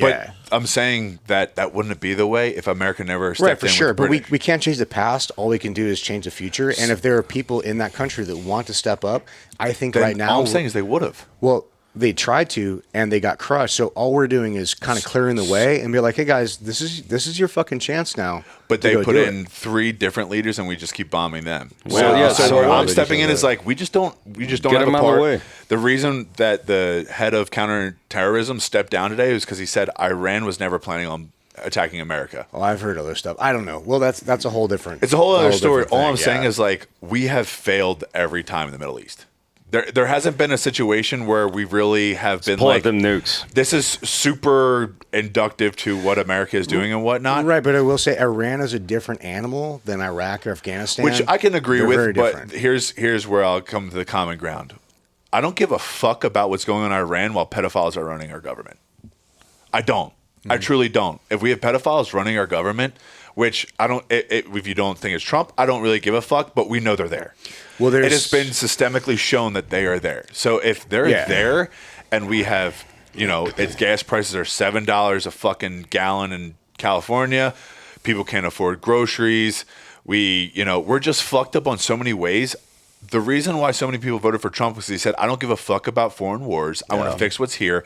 And now we're in another foreign war. Well, hold that's on, we're- where I'm just kind we're of There's not- a difference between occupation and bombs. We're not in a war where yet. we're right now. Exactly. And so we have an opportunity. It's a very unique war. It's never been fought this way before. yet. We'll see how it plays Yet. out. I don't know if it's going to work. I hope it does. Here's where I'm kind of at with it too, is that Iran didn't sit back and watch Iraq happen and not prep. They understand how to fight this war. And they're not stupid. They're really not. They're very intelligent. They're not us. So here's where I'll play the devil's advocate. Is like where we kind of fight is like, oh, women don't have rights over there, but they do.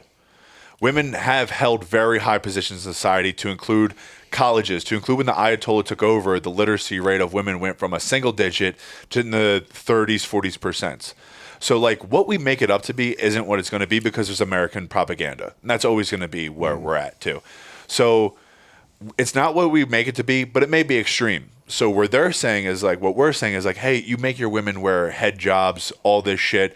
That's not okay. What they're saying is like, you have OnlyFans, you have porno sites where you're degrading women.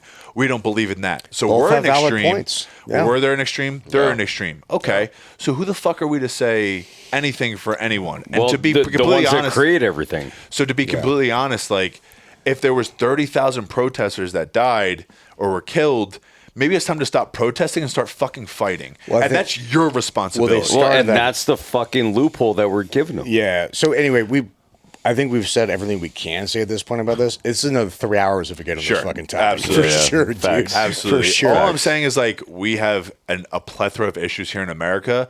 That should be our focus. Yeah, America first. 100% And agree with that. No one That's is it. going to disagree with that. That's Absolutely. it. That's it. We need to fix our homeless population. If Iran wants to fix Iran, let them fucking fix it, because we have so many issues here. If the war, if whatever we're doing ends up benefiting Iran, phenomenal. Sure. But all I'm saying is our track record doesn't show that that's going to Yeah, happen. and there is So we some- should just be focused here. Yeah. That's it. So like we can sit Couldn't here agree and, more. you know, Yeah. we can sit here and go back and forth with why Iran, whatnot. If it works out, I hope it fucking does. Sure, whatever. there's a- all I'm saying is like we're so fucked up here. Let's fix this. Yeah, and because there's- that's all I give a fuck about. there's a lot of layers I don't to pay it. I don't pay my taxes for Iran. Yeah. No soldier joined for Iran. Let's fucking figure it out here. Yeah. And let's fix all this shit, because all we know is that we have politicians that don't give a fuck about us, that are only in this old man, good boys crew that are looking out for each other. Let's burn it down here first, and let's figure it the fuck out. Couldn't And that's- agree more. that's I just think where we I'm can at. all agree on that. Yeah. Fuck yeah, America Couldn't first. agree more. dude. Fucking All America right, first, let's go, boys. So where can people find you again? And what are the next things you're getting into? You got the websites, the Instagrams. You got Be Bad Fitness as an Instagram handle, bebadfitness.fit, and we're helping. And I help anyone who's looking to get in shape, turn their life around, stuff like that. But if you're someone who's looking to get special operations, better your life, anything like that, we got mentors for you, bringing on new people, things like that. And we're just expanding to see where this thing can go.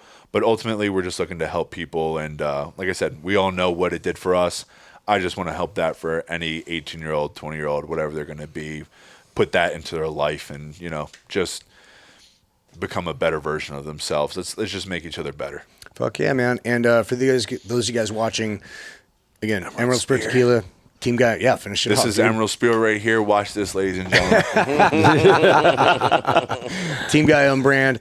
If you want 10% off, Liberty Risk is the code to get that, and you'll be helping out the show. Get a couple bucks from that, and have some conversations with your friends. Talk with your boys. All these things get solved by conversations with your friends. So I encourage you guys. We're not that different. Everyone out there, we're not Yeah. that different. Exactly. Find some common ground. Help each other out. What makes America great is the communities. Absolutely. Look out for your neighbor. Do the same for each other. And that's even what our future governor said yesterday. Absolutely. Hopefully, All right. future governor. Cheers, boys. Hopefully. Pray to Thanks for God. having me, guys. Really Ladies appreciate and it. Absolutely, gentlemen, man. Can't thank wait you so for it to much. be the third reappearance on this podcast. Yeah. All right. to best man. Cheers. Later.